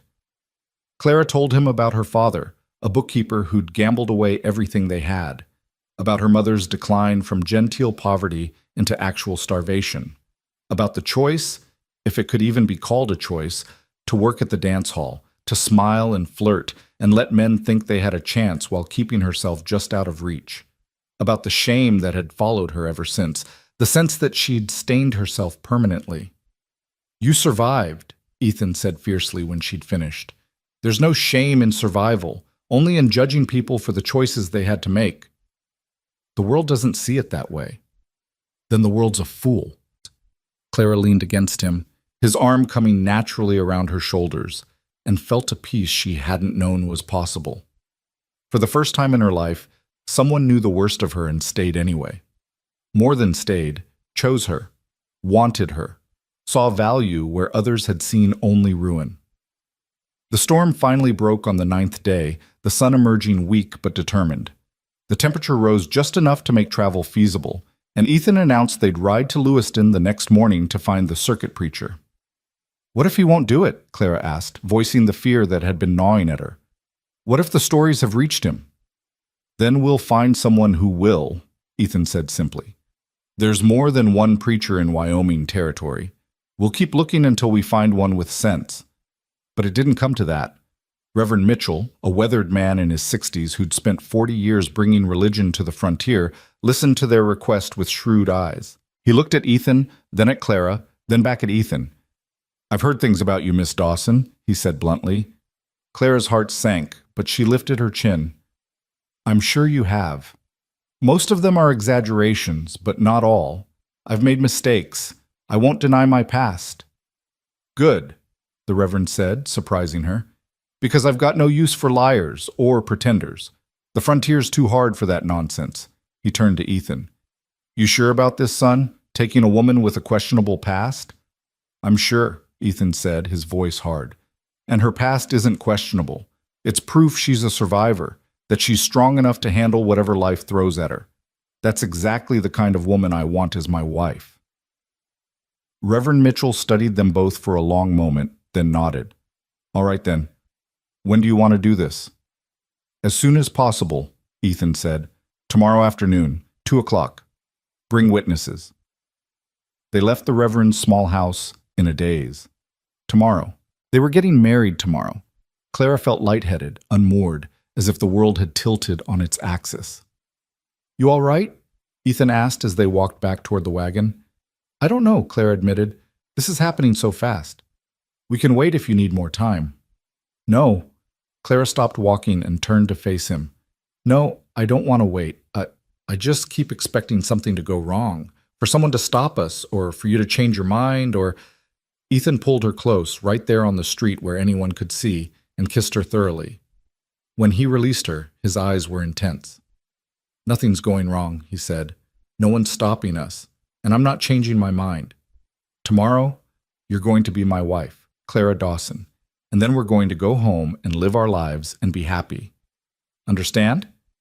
Clara nodded, feeling something in her chest uncurl and relax. "Understand." They spent that night in the hotel, separate rooms, propriety observed, and Clara lay awake for hours, staring at the ceiling, unable to quite believe this was real. Tomorrow she would marry Ethan Cole. Tomorrow she would become a wife, a mother, a respected woman with a home and a family. Tomorrow the running would finally, truly end. The ceremony the next day was simple and brief. Tom and Mary Brewster served as witnesses, Mary still pale from childbirth but insistent on attending. Abigail stood beside Clara, solemn in her best dress and flower crown, while Ethan held Rose, who kept trying to eat the ribbon on her bonnet. Reverend Mitchell read from a worn Bible, his voice steady and sure as he spoke the ancient words. Clara barely heard them, too focused on Ethan's hand holding hers, his thumb rubbing gentle circles on her palm. When the Reverend asked if she took this man, her voice rang out clear and strong. "I do." Ethan's "I do" was equally firm, and then the Reverend was pronouncing them husband and wife, and Ethan was kissing her while Abigail cheered and Rose clapped and Mary cried happy tears. Mrs. Clara Cole. That was her name now. Her identity. Her future. They celebrated with dinner at the hotel restaurant, a luxury, but Ethan insisted. Clara sat at the table with her new family, watching Abigail devour her first restaurant meal and Rose smear mashed potatoes everywhere, and felt happiness so profound it was almost painful. "What are you thinking?" Ethan asked quietly. Clara looked at him, this man who'd saved her life in more ways than one. "That I'm the luckiest woman alive." His hand found hers under the table, their fingers lacing together naturally. "Pretty sure I'm the lucky one." They rode home as the sun set, painting the snow-covered landscape in shades of gold and rose. Clara sat beside Ethan on the wagon seat, his body warm against hers, and watched their daughters, because they were hers now, legally and truly, doze under blankets in the back. The ranch appeared as the last light faded, the cabin windows glowing with the lamp they'd left burning. Home. Clara's throat tightened at the sight. This was home now. Not just a place she was staying, but where she belonged. Ethan must have felt her emotion because he squeezed her hand. "Welcome home, Mrs. Cole." "Mrs. Cole," Clara repeated, testing the name. "I think I like the sound of that." "Better get used to it. You're stuck with it now." "I can think of worse fates." They got the girls inside and into bed, both children too exhausted from the excitement to resist. Then Ethan and Clara stood in the main room, suddenly awkward with each other. They were married now. The practical barriers were gone, and neither of them quite knew what came next. "I should probably tell you," Ethan began, running a hand through his hair. "I'll understand if you want to keep your own room. I know this marriage is, well, it started as practical, and I don't want you to feel obligated to—" Clara crossed to him and placed a finger on his lips, silencing him. "Ethan, stop talking." He blinked at her. "I married you," Clara said softly. "Not just on paper, but in every way that matters. I want this to be a real marriage, if you do." "I do," Ethan said immediately. "God, Clara, I do. I just didn't want to assume—" She kissed him, and this time there was no hesitation, no holding back. His arms came around her, pulling her close, and Clara felt the last of her defenses crumble. She was safe here, loved here, home. When they finally pulled apart, Ethan's eyes were dark with emotion. "I never thought I'd feel this way again. After Catherine, I thought—" "I know," Clara said. "I thought the same thing, that I was too damaged, too used up to deserve happiness." She smiled up at him. "But maybe we were wrong. Maybe broken people can find wholeness in each other." "Maybe," Ethan agreed, and kissed her again. The weeks that followed were among the happiest of Clara's life.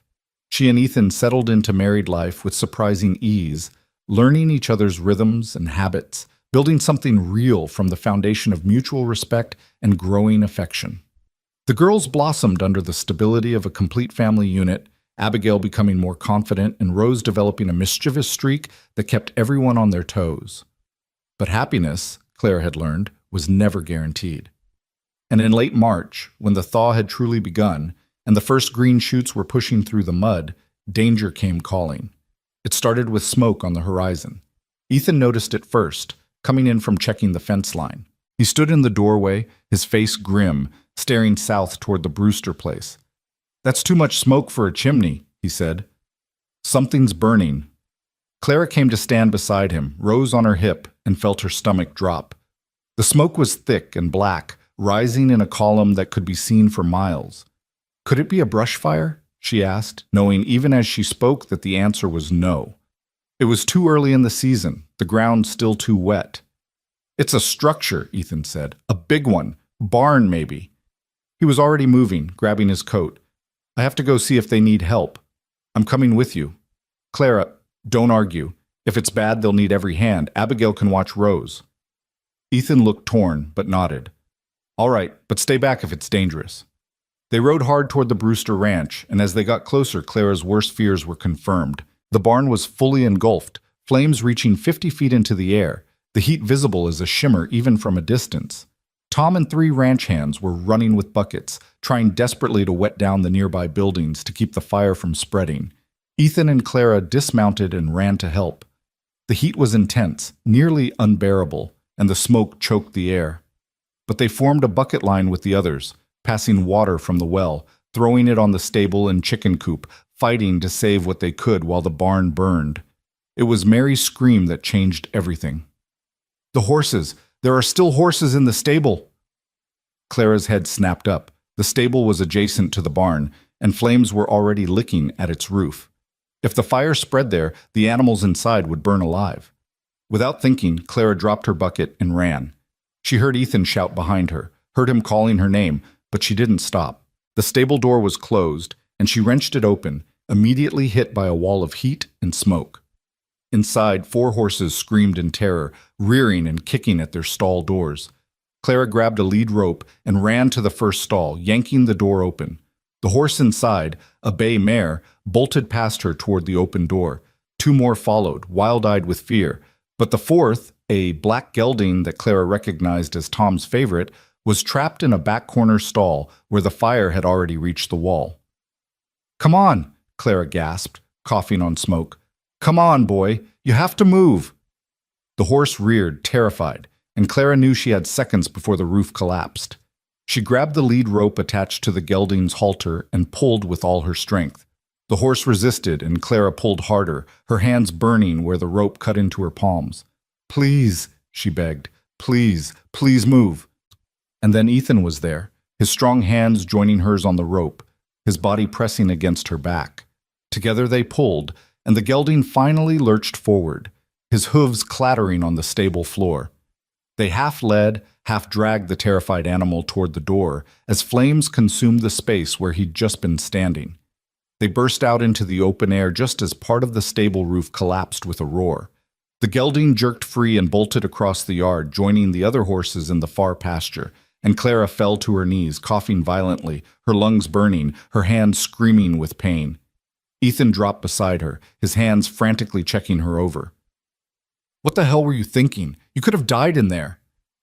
"The horses?" Clara managed between coughs. "To hell with the horses. You could have died, Clara." She looked up at him and saw tears cutting tracks through the soot on his face, saw real fear in his eyes, and understood that his anger came from terror at how close he'd come to losing her. "I'm sorry," she whispered. "I'm sorry, I couldn't let them burn." Ethan pulled her against his chest, holding her so tight she could barely breathe. "Don't ever do that again. Don't you ever risk yourself like that. I can't." His voice broke. "I can't lose you, Clara. I can't." Clara wrapped her arms around him, ignoring the pain in her hands, and held on just as tightly. "I'm here. I'm all right. We're both all right." They stayed like that while the barn finished burning itself out, while the Brewsters and the ranch hands brought the fire under control, while the adrenaline slowly faded and left them shaking. Finally, Mary approached, her face streaked with tears and soot. "Thank you," she said to Clara. "That gelding. Tom's had him since he was a boy. If you hadn't gone in—" She couldn't finish the sentence. Clara looked down at her hands and realized for the first time that they were blistered and bleeding where the rope had burned through her skin. The pain hit all at once, sharp and overwhelming, and she gasped. "Jesus," Ethan breathed, seeing the damage. "Mary, do you have any salve? Bandages?" "In the house. Come on." Inside the Brewster cabin, Mary cleaned and bandaged Clara's hands with gentle efficiency, while Ethan paced like a caged animal, his jaw clenched so tight Clara could hear his teeth grinding. "You'll need to keep these clean," Mary instructed. "Change the bandages daily, and no heavy work for at least a week while they heal." Clara nodded, though she knew that on a ranch there was no such thing as no work. The ride home was silent. Ethan hadn't said a word since they'd left the Brewsters, and Clara could feel his anger rolling off him in waves. Not at her, she realized, at himself. For not being fast enough to stop her. For letting her run into danger. Back at the cabin, Abigail's eyes went wide at the sight of Clara's bandaged hands. "What happened?" "Just a little accident," Clara said, trying to sound casual. "I'm fine." But Ethan's expression said otherwise. After the girls were fed and put to bed, he finally spoke, his voice low and intense. "Do you have any idea what it did to me? Seeing you run into that burning building?" Clara set down the tea she'd been trying to drink despite her bandaged hands. "Ethan, I lost Catherine," he continued, his voice raw. "I watched her die, and there was nothing I could do about it. Nothing. And then you ran into a fire, Clara. You could have died, and it would have been my fault for bringing you there, for not stopping you fast enough. It wasn't your fault. It was my choice. A stupid choice." "Maybe," Clara admitted, "but it was mine to make. Those horses would have died horrible deaths if someone hadn't gone in.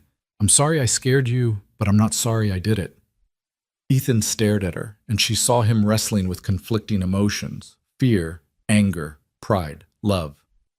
Finally, he crossed to where she sat and knelt in front of her, taking her bandaged hands gently in his. "When I saw that roof starting to collapse," he said quietly, "when I realized you were still inside, I felt my whole world ending, because that's what you are now, Clara. You're my world, you and the girls, and the thought of losing you. He closed his eyes. I can't survive that again. I barely survived it the first time. Clara's throat tightened. You won't lose me. I promise. You can't promise that. No one can. No, she agreed. But I can promise I'll fight like hell to stay. I'll be careful. I won't take stupid risks. She managed a weak smile.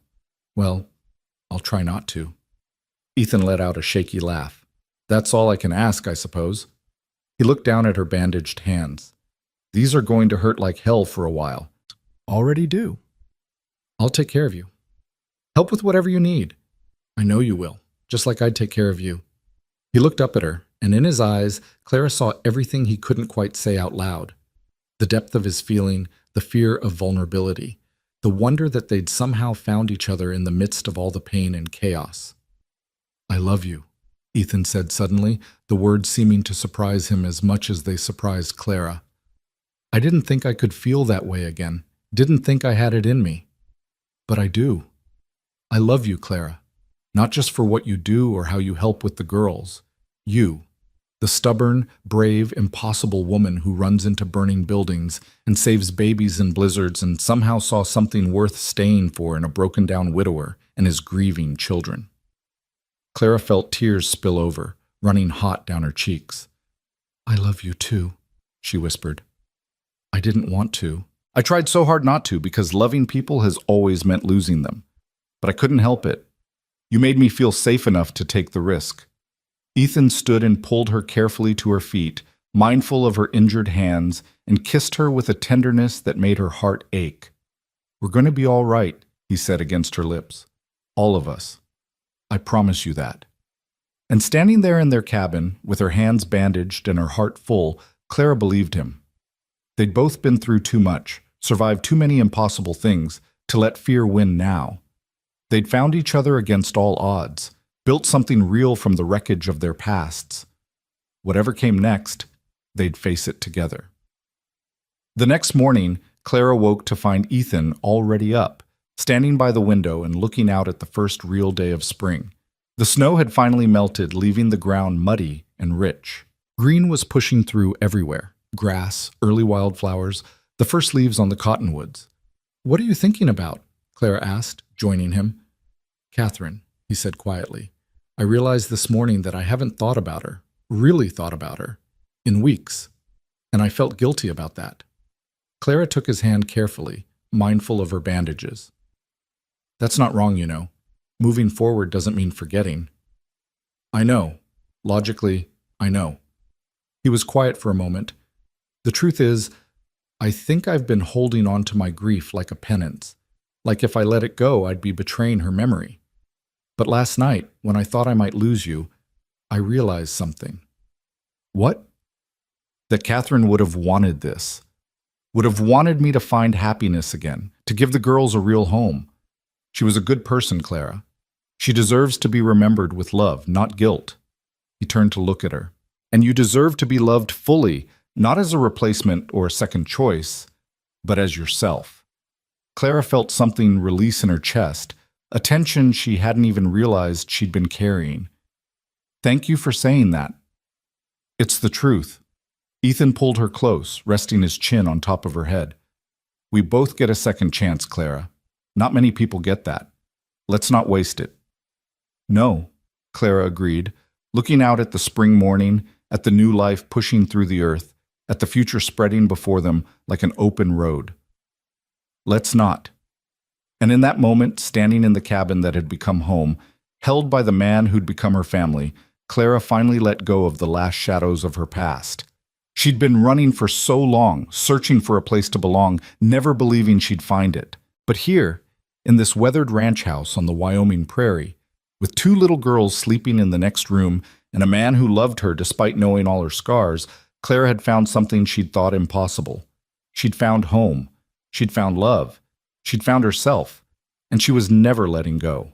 Spring transformed the ranch in ways Clara hadn't imagined possible. The prairie that had seemed so bleak and empty under winter's blanket exploded into life, carpeted with wildflowers in shades of purple, yellow, and white. The air smelled of sage and new grass, and everywhere she looked there was movement. Birds returning from their southern migration, calves wobbling on new legs, foals testing their strength in the pastures. Clara's hands healed slowly, the burns leaving pale scars across her palms that she would carry forever. Ethan had been true to his word, taking over her heavier chores until she could manage them again, and the girls had stepped up in their own ways. Abigail learned to help with the cooking, her small face serious with concentration as she stirred pots and kneaded bread. Even Rose tried to help, though her assistance usually created more work than it saved. The ranch demanded constant attention as winter released its grip. Fences needed mending where the snow had collapsed them. The vegetable garden had to be turned and planted. The barn roof required patching.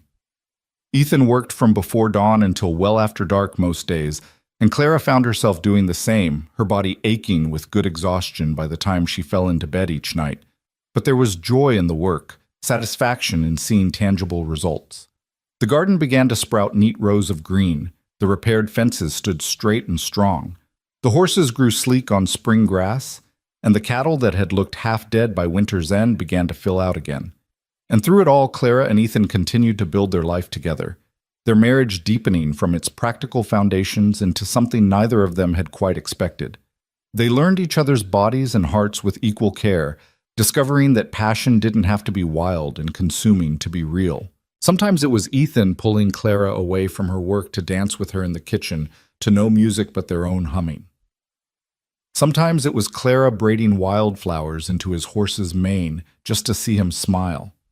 Sometimes it was simply the way their hands found each other across the table, or the comfort of sleeping curled together after a long day. It was in early April, while Clara was working in the garden one morning, that she made the discovery that would change everything. She'd been digging a new bed for herbs near the south side of the cabin when her spade struck something solid. Thinking it was a rock, she dug around it carefully, only to find the corner of a wooden box buried about a foot down. Her curiosity piqued, Clara excavated the box completely and lifted it from the earth. It was cedar, aged but well made, with a simple latch that opened easily despite years in the ground. Inside, wrapped in oilcloth, was a bundle of letters tied with a faded ribbon. Clara's hands trembled as she lifted them out. The top letter was addressed in a feminine hand, and when she unfolded it carefully, she saw it was dated September 1879, just 2 months after Rose's birth, a month before Catherine's death. The letter began, "My dearest sister Anne." Clara knew she should stop reading, should respect the privacy of the dead, but something compelled her forward. Catherine's words seemed to reach across time, desperate and honest in a way that made Clara's chest ache. "I'm drowning," the letter read. "Everyone looks at me and sees a new mother, blessed and fortunate, but I feel nothing but darkness. The baby cries, and I want to run away. Ethan is kind, but I cannot tell him how deep this pit has become. He would think me ungrateful, unnatural. What kind of mother feels this way about her own child?" The words continued raw and painful, describing Catherine's battle with what Clara recognized as profound despair, what her mother's doctor had once called melancholia, though Clara had heard it called other names. Catherine wrote of feeling disconnected from her own body, of going through the motions of life while feeling already dead inside. She wrote of loving Abigail and Ethan, but being unable to feel that love through the fog that had descended over her. "I'm so tired, Anne," the letter concluded. "So tired of pretending, so tired of fighting. Sometimes I think they would all be better off without me. At least then Ethan could find someone who could be the mother these children deserve, the wife he needs, someone whole and capable and alive in ways I no longer am." The letter was never sent. None of them were. Catherine had written 7 in total, each one more desperate than the last, and then hidden them away. Whether she'd meant to send them eventually, or whether the act of writing had been her only outlet, Clara would never know. She sat in the garden dirt, the letters clutched in her scarred hands, and wept for a woman she'd never met but suddenly understood with painful clarity. Catherine hadn't died just from childbed fever. She died from a sickness of the spirit that the fever had simply made visible, one that had been consuming her slowly for months. And Ethan had never known. Clara found him in the barn, repairing a broken stall door. He looked up at her approach, and his expression immediately shifted from concentration to concern. "What's wrong?" Clara held out the letters wordlessly. Ethan took them, confusion crossing his face, and then recognition as he saw Catherine's handwriting. His hand stilled. "Where did you find these?" "Buried in the garden, near the south wall." Clara's voice was gentle. "I think you need to read them." Ethan looked at the letters as if they were something dangerous, something that might explode if handled wrong. I'm not sure I want to." "I know, but I think you need to." Clara touched his arm. "She was struggling, Ethan, more than anyone realized, and she never told you because she was afraid of what you'd think." His jaw worked, muscles jumping beneath his skin. Finally, he nodded and sank down onto a hay bale, unfolding the first letter with shaking hands. Clara stood nearby, giving him space but remaining present, and watched his face as he read. She saw the moment understanding hit, the way his eyes widened, then squeezed shut, saw the tears that tracked down his weathered cheeks, saw his shoulders begin to shake with silent sobs as the truth of Catherine's suffering became undeniable. When he'd read the last letter, Ethan sat motionless for a long moment, the papers clutched in his fists. Then he looked up at Clara, his face ravaged with grief. "I didn't know," he said hoarsely. "God, Clara, I didn't know. How did I not see it?" Clara knelt in front of him, taking his face in her hands. "Because she hid it. Because women are taught to hide these things, to be grateful and content no matter what they're really feeling, because admitting to that kind of darkness feels like admitting you're broken, wrong, unnatural." "I could have helped her. If she'd just told me." "Could you?" Clara asked gently. "What would you have done? What could anyone have done? There are no doctors who understand this kind of sickness, no medicines to cure it. She would have been told to pray more, to be grateful for her blessings, to simply try harder." Her voice softened further. "She protected you from it, Ethan. She protected the girls. She carried it alone because she thought that was what mothers were supposed to do. She shouldn't have had to carry it alone. No, but she did. And now you know the truth, that she was suffering, that her death might have been a relief from pain we can't comprehend." Clara wiped away his tears with her thumbs. "You can't change what happened, but you can honor her memory by understanding that she did the best she could with what she had, that she loved you and the girls even when she couldn't feel it, that she was brave, even in her darkness." Ethan pulled Clara close, burying his face against her shoulder, and wept as he hadn't allowed himself to weep since Catherine's death. He wept for his lost wife, for her silent suffering, for all the ways he'd failed to see. He wept for the questions that would never be answered and the comfort he'd never been able to offer. And Clara held him through it all, her own tears falling silently, grieving for both of them.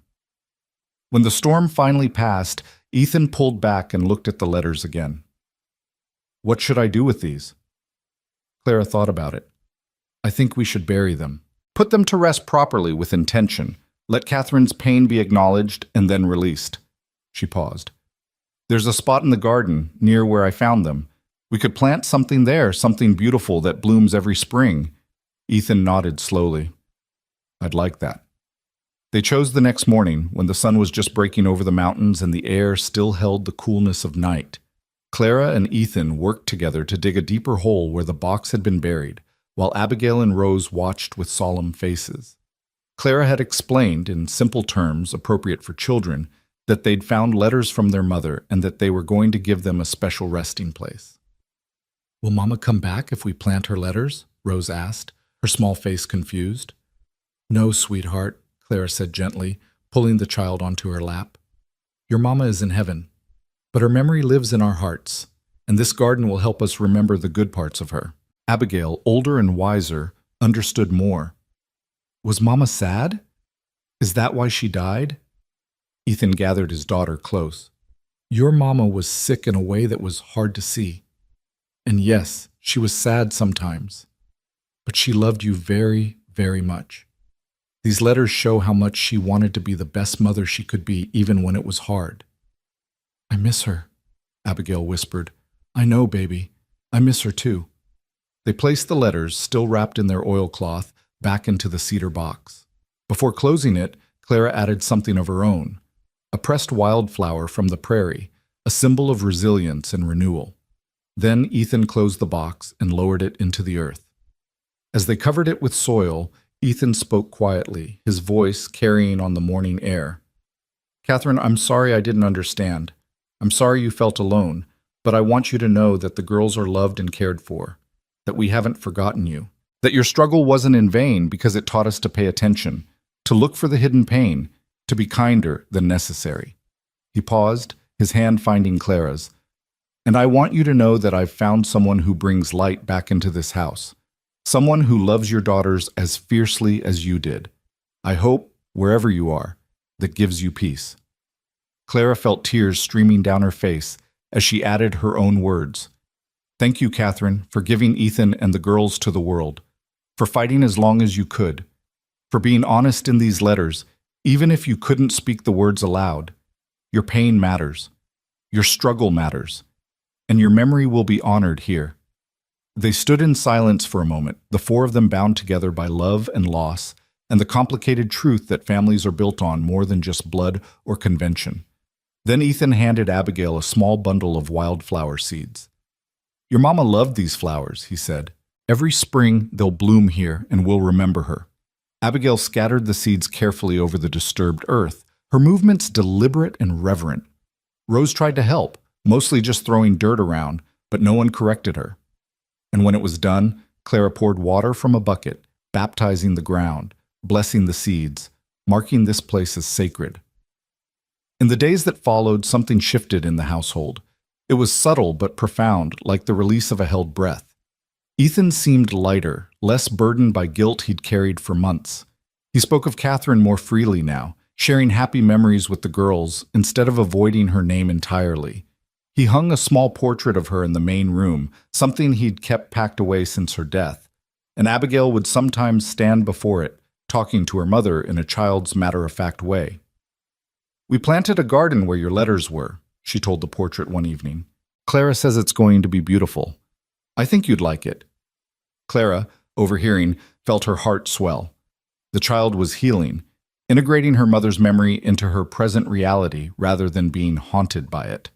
That was all they could ask for. As spring advanced into May, the work on the ranch intensified. This was the season for branding, for moving cattle to summer pastures, for 100 tasks that couldn't be delayed.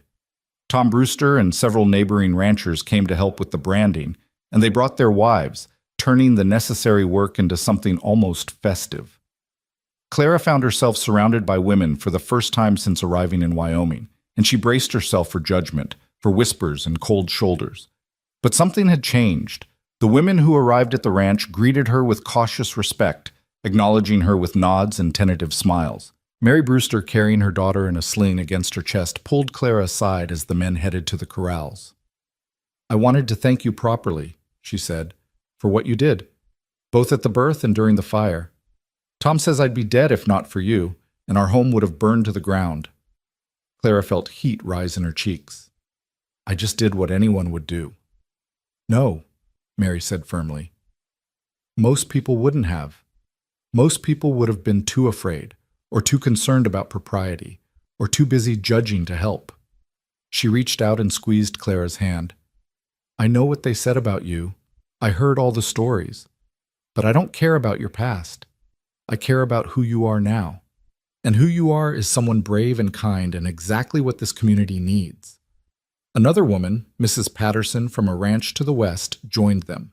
She was older, maybe 50, with gray-streaked hair and a no-nonsense manner. "Mary's right," she said bluntly.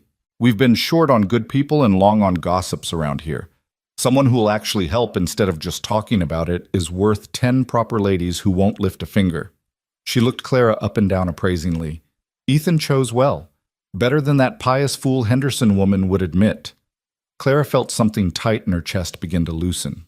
These women weren't offering friendship exactly, not yet, but they were offering acceptance, a chance to prove herself through actions rather than being condemned for history. It was more than she'd dared hope for. The branding went on for 2 days, hot and dusty work that left everyone exhausted. But at the end of each day, the women gathered in Clara's kitchen, and together they prepared enormous meals for the workers.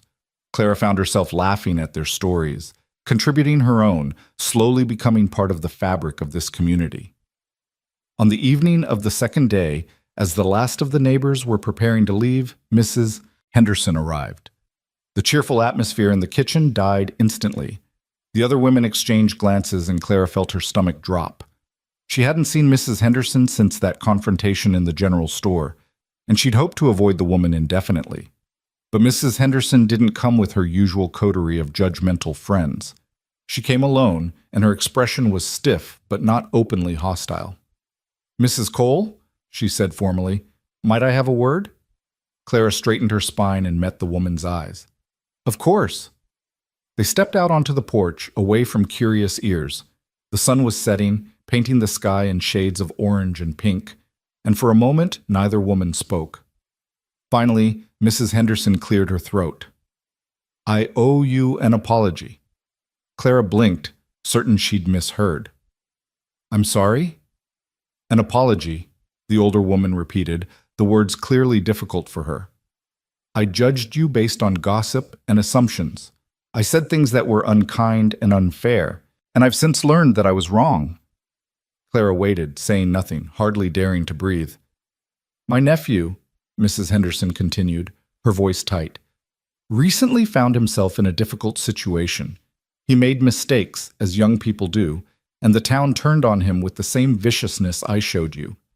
Suddenly I understood what it feels like to watch someone you care about be reduced to their worst moments, to have their whole life defined by their failures." She looked Clara in the eye.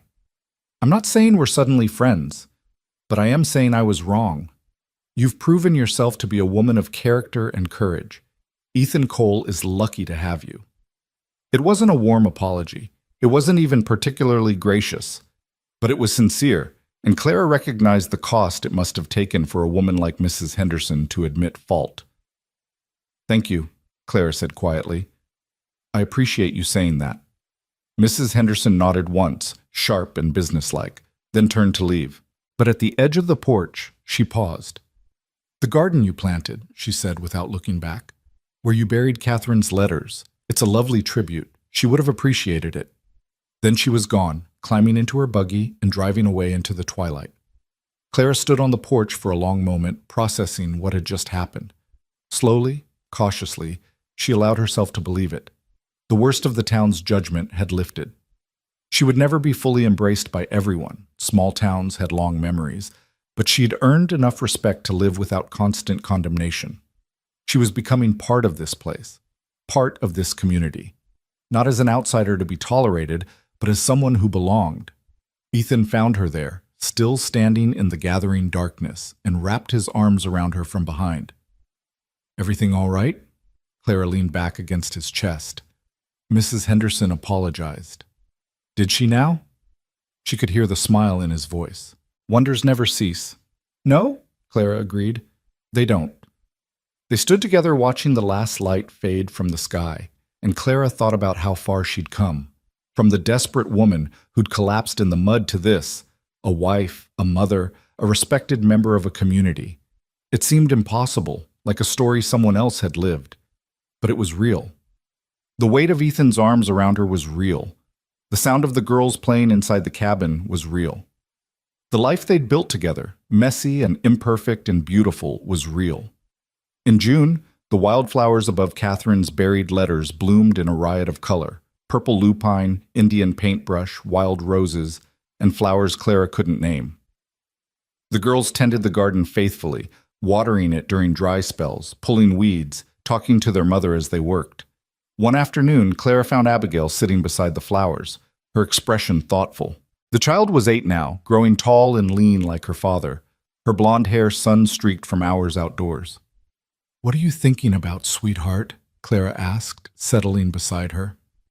"Mama," Abigail said simply, "I was trying to remember her face, but it's getting harder.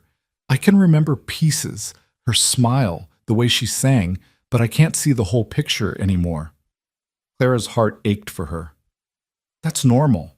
Memory works like that, especially when you're young, but the love doesn't fade, even when the details blur." "I feel bad about it," Abigail admitted, "like I'm betraying her by forgetting." You're not betraying her, you're just growing up. That's what she would have wanted. Clara pulled the girl close. And you have me now to help remember.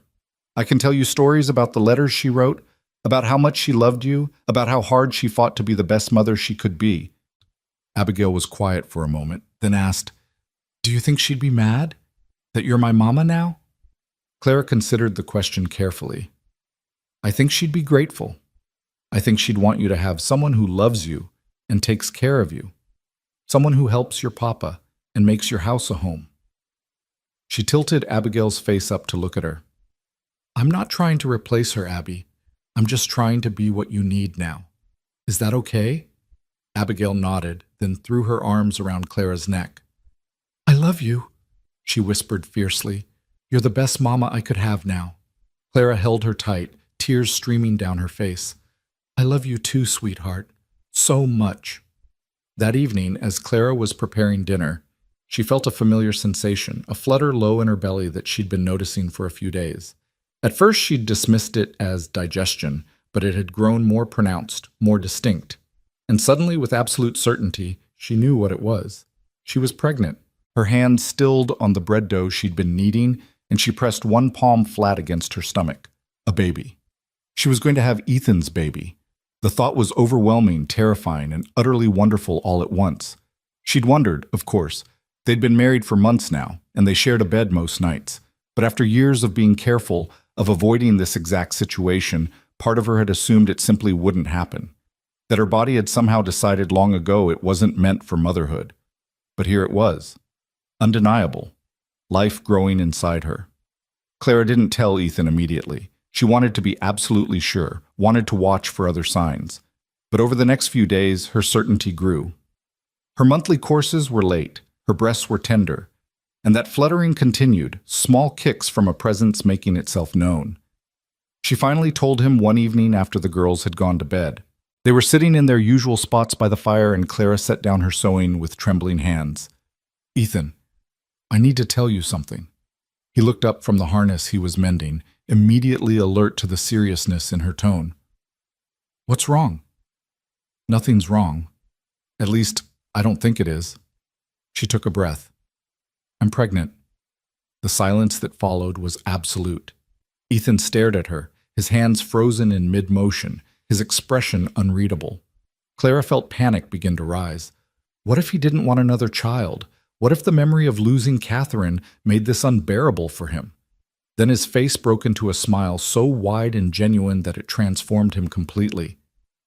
Pregnant, he repeated, as if testing the word. You're sure? Clara nodded. As sure as I can be without a doctor confirming it, but I know my body. It's real, Ethan. He was across the room in 2 strides, pulling her to her feet and into his arms. A baby, he said, his voice thick with emotion. We're going to have a baby. You're not upset? Upset? He pulled back to look at her, his eyes shining. Clara, I can't even find words. After Catherine, I thought I'd never... I have the girls, and that's more than enough, but this... He cupped her face in his hands. A baby that's ours. Together. It feels like proof that we really did get our second chance. Clara felt tears spill over, relief and joy mixing together. I was so afraid you'd be worried after what happened to Catherine. I'd be lying if I said I wasn't scared, Ethan admitted. But I'm not going to let fear steal this joy. We'll be careful. We'll make sure you have the best care. And when the time comes, we'll face it together. He kissed her gently. You're strong, Clara. You're going to be fine. Both of you. They held each other for a long time, swaying slightly, already imagining the child that would join their family, a brother or sister for Abigail and Rose, a new beginning born from the ashes of old pain. When they finally pulled apart, Ethan kept his hand pressed to Clara's still flat stomach, his expression wondering. When do you think? Late winter, maybe. January or February. Clara covered his hand with hers. We should probably wait to tell the girls, until we're certain everything is progressing well. But keeping the secret proved harder than expected. Abigail had always been observant, and she noticed within days that something had changed. She watched Clara with narrow eyes at breakfast one morning, noting how she pushed away the bacon with a slight grimace. "You're not eating," the child observed. "Just not very hungry this morning." "You're never hungry anymore.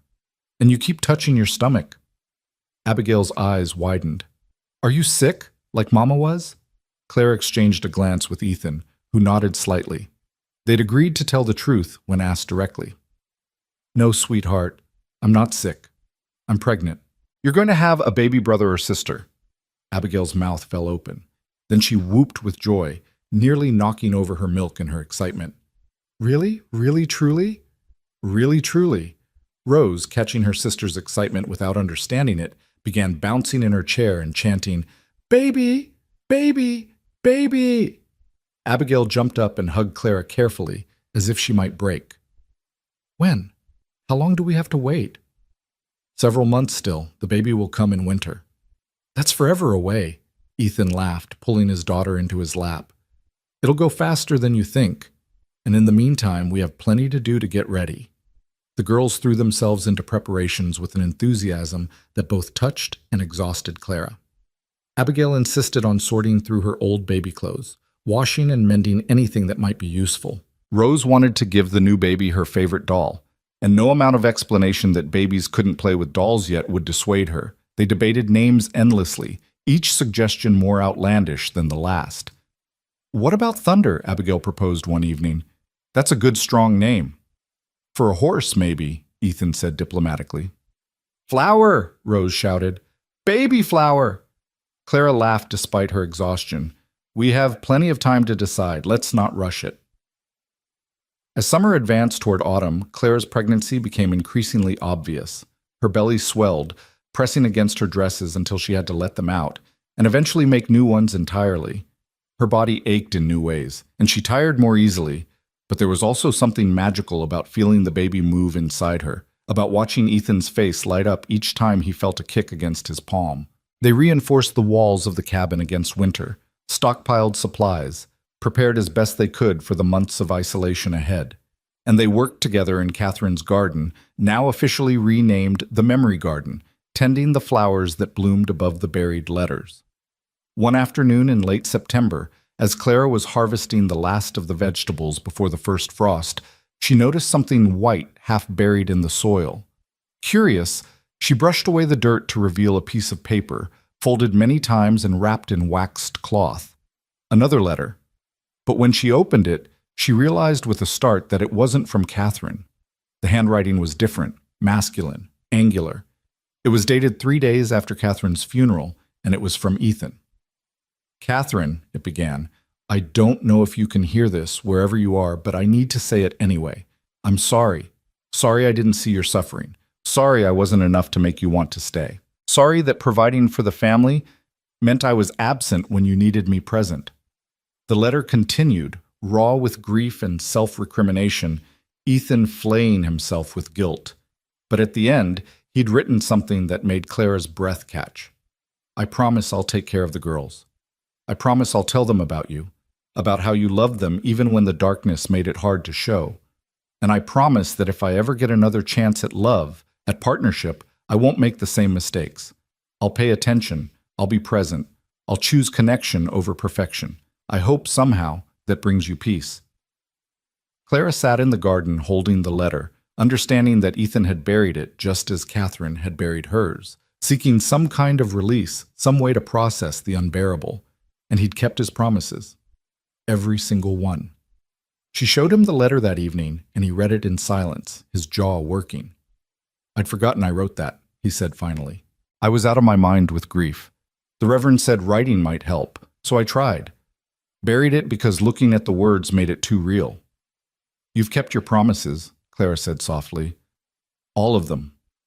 He looked at her, this woman who'd walked into his life broken and desperate and somehow put them both back together. "I'm still keeping them, every day." Clara moved into his arms, their child moving between them, and felt the rightness of this moment.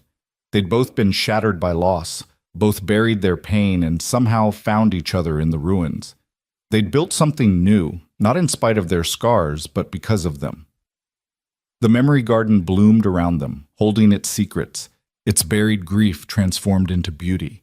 And as the first stars appeared in the darkening sky, Clara understood that this was what healing looked like. Not the erasure of pain, but the transformation of it into something that could coexist with joy. They stood together in the garden, bound by love and loss and the promise of new life. And Clara knew with absolute certainty that she was exactly where she was meant to be. Home. Autumn painted the Wyoming landscape in shades of amber and rust, the cottonwoods blazing gold against an impossibly blue sky. Clara's belly swelled with the changing season, and she moved through her days with the careful deliberation of a woman carrying precious cargo. The baby was active now, kicking and turning at all hours, making its presence known in ways that both delighted and exhausted her. Ethan had become almost comically protective, hovering whenever she lifted anything heavier than a cup of tea, insisting she rest more than she worked. It would have been suffocating if it hadn't been so clearly born of love and the memory of loss that still haunted him in quiet moments. "I'm not made of glass," Clara told him one afternoon when he'd practically wrestled a bucket of chicken feed out of her hands. "I know that, but indulge me anyway." His hand rested on her belly, feeling the baby kick against his palm. "I can't lose you, Clara, either of you." She softened at the vulnerability in his voice. "You won't. I promise to be careful, but you have to promise not to treat me like an invalid. I need to work. I need to feel useful." They compromised, as they'd learned to do in their months together. Clara handled the lighter chores and let Ethan take on the heavier ones. She cooked and cleaned and tended the girls, but she didn't lift hay bales or haul water from the well. And when exhaustion hit her suddenly, as it often did these days, she allowed herself to rest without guilt. The girls had taken to reading to her baby. Abigail would press her mouth close to Clara's stomach and recite stories she'd memorized, while Rose sang nonsense songs that made everyone laugh. Clara would lie on the bed, propped up with pillows, watching her daughters, because they were hers now, fully and completely, and feel such overwhelming love it sometimes took her breath away. In October, the first real cold snap arrived, bringing with it a reminder of the previous winter, and how much had changed since then. Clara stood at the kitchen window one morning, watching frost patterns melt in the sunrise, and thought about the desperate woman who'd staggered through a storm not quite a year ago. That woman had been hollow, running on nothing but stubborn will and fear.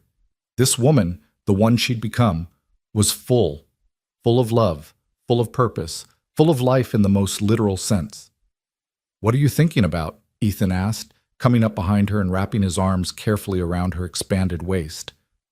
"About last winter, about how lost I was. And now? Now I'm found." She turned in his arms to face him. "You found me, Ethan, in every way that matters." He kissed her forehead, her nose, her lips. "Pretty sure we found each other." Their peace was interrupted by the sound of hoofbeats approaching fast. Ethan tensed immediately, his body shifting into alert readiness. Unexpected visitors were rarely good news on the frontier, especially as winter approached. But when the rider came into view, Clara recognized him as one of the ranch hands from the Patterson spread. The young man pulled his horse to a stop in front of the cabin and swung down, his face tight with urgency. "Mr. Cole, Mrs. Cole, we need help. Mrs. Patterson's daughter went into labor 2 days ago, and the baby won't come. Doc Henderson's been there, but he says there's nothing more he can do. He says—" The boy's voice broke. "He says they're both going to die." Clara felt ice flood her veins. She was 7 months pregnant herself, in no condition to be riding out to assist with a difficult birth. But even as the rational part of her brain cataloged all the reasons she couldn't go, her body was already moving, already reaching for her coat. "Clara, no." Ethan's voice was firm. "You can't, not in your condition, not in your... A woman is dying. Maybe 2 people. And you could be the 3rd if something goes wrong." He gripped her shoulders, his eyes desperate. "I can't let you risk yourself. Not now. Not when we're so close. I'm the only chance they have." Clara's voice was steady, certain. "Doc Henderson is a decent doctor for broken bones and fevers, but he doesn't understand birth the way women do. I've done this before. I can help. You're 7 months pregnant, which means I understand exactly what she's going through." Clara cupped his face in her hands. "I know you're scared. I'm scared too.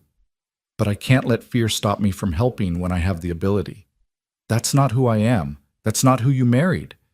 Ethan stared at her, conflict warring across his face. Finally, his shoulders sagged in defeat. I'm coming with you. The girls... I'll take them to the Brewsters on the way. Mary can watch them. His voice was hard, brooking no argument. You're not doing this without me there. They made the arrangements quickly. Abigail, old enough to understand the seriousness of the situation, helped pack supplies without being asked. Rose cried at being separated from Clara, clinging to her skirts until Ethan gently pried her away. Mama has to go help someone, sweetheart, Clara said, kneeling with difficulty to be at the child's eye level. But I'll come back. I promise. Promise true? Rose asked, her lip trembling. Promise true. The ride to the Patterson ranch seemed to take forever, every jolt of the wagon sending discomfort through Clara's body. The baby inside her protested the movement, kicking furiously, and she pressed a hand to her side, willing her child to settle. Not yet, she thought. Not now. I need you to wait just a little longer. When they arrived, Clara could hear the screaming before they even entered the house. Mrs. Patterson met them at the door, her face haggard with exhaustion and fear. Thank God you've come. Sarah's been laboring for nearly 3 days now. She's so tired, and the baby... Her voice broke. Doc Henderson says the baby's stuck, that it's too big, positioned wrong. He says there's nothing to be done but wait and pray. Clara moved past her into the house, following the sounds of agony to a bedroom at the back.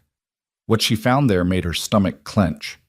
Sarah Patterson was maybe 19, barely more than a child herself, her face gray with pain and blood loss. Doc Henderson stood beside the bed, his expression grave, and when he saw Clara, something like relief crossed his features. Mrs. Cole, I'd heard you had some experience with difficult births. Some, Clara said, already moving to wash her hands in the basin someone had prepared. Tell me what you know. The doctor explained the situation in clinical terms. The baby was breech and large, Sarah was exhausted beyond the point of being able to push effectively, and he feared that forcing the birth would rupture something internally and kill them both. He'd seen it happen before, he said. Sometimes there were no good options. Claire examined Sarah as gently as she could, feeling for the baby's position, assessing what could be done. The situation was dire, no question, but she'd seen worse in the back rooms of Boston dance halls, had helped girls younger than Sarah survive births that should have killed them. Sarah, she said firmly, capturing the girl's attention, listen to me. I know you're tired. I know you think you can't do this, but you can. Your baby needs you to be strong just a little longer. I can't, Sarah sobbed. I've tried. I can't. Yes, you can. Because I'm going to help you, and we're going to bring this baby into the world together. Clara looked at Doc Henderson. I need you to trust me. What I'm about to do isn't in any medical textbook, but I've seen it work. The doctor hesitated, then nodded. At this point, anything is worth trying. For the next hour, Clara worked. She used techniques she'd learned from an old midwife in Boston, a freed slave woman who'd delivered hundreds of babies and knew tricks that white doctors had never bothered to learn. She had Sarah move into different positions, using gravity to help shift the baby. She massaged Sarah's belly, carefully manipulating the baby into a better position. She spoke constantly, her voice low and steady, anchoring Sarah to the world when pain threatened to pull her under. Ethan stayed close, following Clara's instructions without question, supporting Sarah's weight when Clara needed her upright, holding her hand when the pain became unbearable. And slowly, incrementally, the baby began to move. That's it, Clara breathed. That's it. I can feel it turning. Sarah, when the next contraction comes, you're going to push. Not before, not after. Wait for my signal.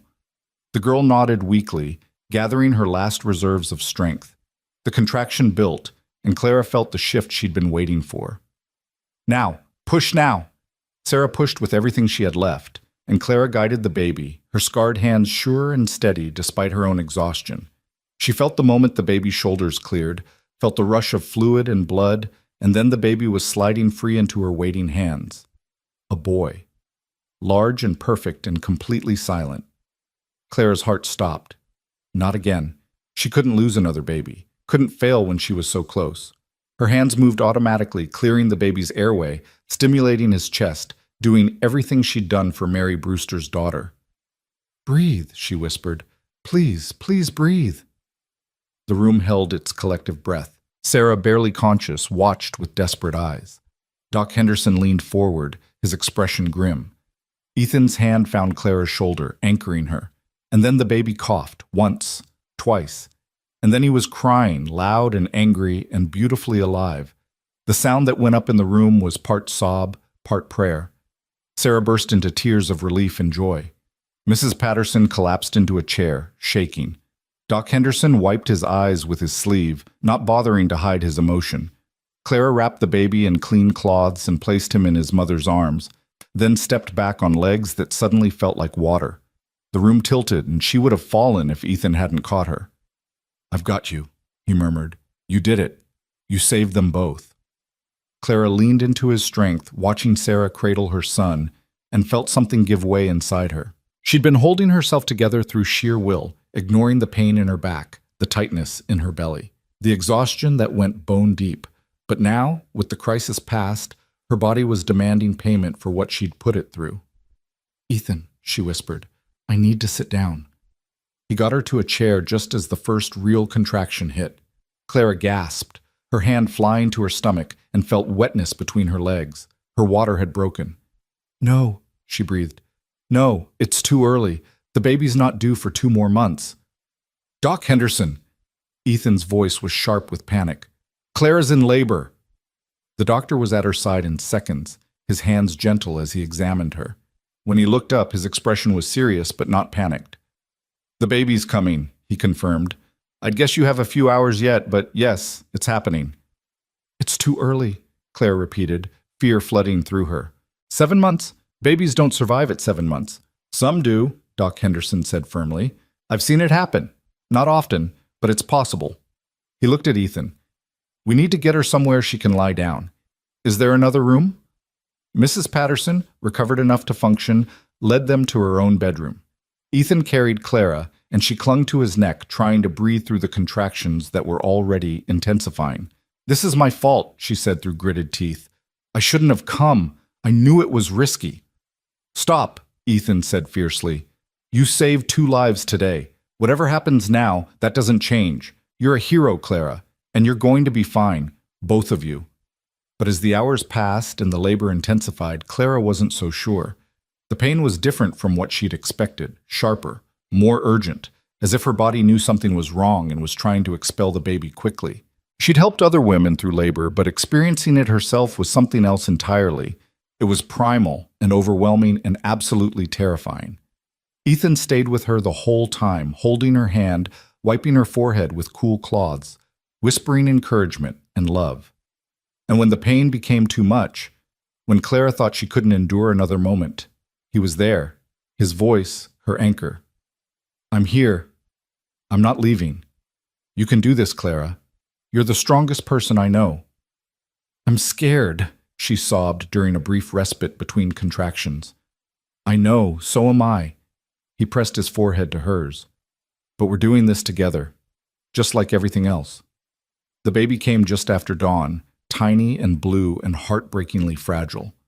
Doc Henderson caught her, a girl, Clara registered through the haze of pain and exhaustion, and immediately began working to clear her airway and stimulate breathing. Clara tried to sit up, tried to see, but Ethan held her back. "Let him work," he said, though his voice was tight with fear. The seconds stretched into eternity. The baby remained silent, limp in the doctor's hands, and Clara felt her heart beginning to break. Too early. She'd known it was too early, had known the risks, but she'd gone anyway, and now she was going to pay the price. But then a sound, weak and thready, barely more than a mule, but unmistakably a cry. "She's breathing," Doc Henderson said, and Clara heard the wonder in his voice. "Small, and she'll need careful watching, but she's breathing." Ethan made a sound somewhere between a laugh and a sob, and Clara felt tears streaming down her face. The doctor brought the baby to her, this impossibly tiny creature wrapped in soft cloth, and Clara looked down at her daughter's face. She was perfect, so small that Clara could hold her in one hand, her skin translucent and delicate as paper, but perfect. Her eyes were closed, her mouth working reflexively, seeking food. Her fingers were impossibly tiny, nails like little shells. She was alive. Against all odds, she was alive. "Hello, little one," Clara whispered. "Hello, my brave girl." Ethan reached out with one finger and stroked their daughter's cheek, his hand shaking. "She's so small." "But strong," Doc Henderson said. "If she's made it this far, she's a fighter. The next few days will be critical. We need to keep her warm, make sure she's feeding, but I've seen premature babies survive before. It's possible." They named her Hope. It seemed the only appropriate choice for a child who'd come into the world too early but refused to give up. Clara held her constantly those first days, terrified to put her down, afraid that if she lost contact even for a moment, the baby would slip away. Mrs. Patterson turned her house into a hospital, refusing to let them leave until both Clara and the baby were stronger. Sarah, still recovering from her own ordeal, would sit with Clara in the afternoons and they'd hold their babies together, marveling at the miracle and fragility of new life. "You saved my son," Sarah said one day, "and nearly lost your own daughter doing it." "But I didn't lose her," Clara replied, looking down at Hope's tiny face. "She's here. She's fighting. That's what matters. Still, I owe you everything." Clara thought about that, about debts and gratitude and the complex web of connection that bound communities together. "You don't owe me anything. We help each other. That's what people do." It was 2 weeks before Doc Henderson deemed it safe for them to travel home. Hope had gained weight, her breathing had strengthened, and she was nursing better, though she still had to eat frequently because her stomach was so small. Clara herself had recovered from the birth, though the experience had left her shaken in ways she was still processing. Ethan had sent word to the Brewsters, and when their wagon finally pulled up to the ranch, Abigail and Rose came running out, followed by Mary carrying her daughter. "You came back!" Rose shrieked, launching herself at Clara before anyone could stop her. "You promised true!" Clara caught her awkwardly, mindful of the baby in her arms, and hugged her tight. "I always keep my promises." Abigail approached more carefully, her eyes wide as she looked at the tiny bundle. "Is that the baby?" "This is your sister," Clara said. "Her name is Hope." "She's so little." "Is she supposed to be that little?" "She came early, but she's going to be fine. She just needs time to grow." Abigail reached out and gently touched Hope's hand. The baby's fingers curled reflexively around her sister's finger, and Abigail's face lit up with wonder. "She's holding me!" "She knows your family," Ethan said, his voice rough with emotion. They went inside, and Clara felt something in her chest release. Home. They were home. All of them, safe and together. The cabin that had once felt so empty now brimmed with life. 3 daughters, a husband who loved her, and a future that stretched bright and full of promise. The winter that followed was hard. Hope needed constant care, feeding every 2 hours around the clock. And Clara existed in a fog of exhaustion for weeks. But she was never alone in it. Ethan took shifts with the baby when he could, walking the floor with her in the small hours of the morning, singing off-key lullabies that somehow always soothed her. Abigail helped in countless small ways, fetching clean cloths and warming milk, entertaining Rose so Clara could rest. Even Rose tried to help, bringing her doll to show the baby, covering her with careful kisses.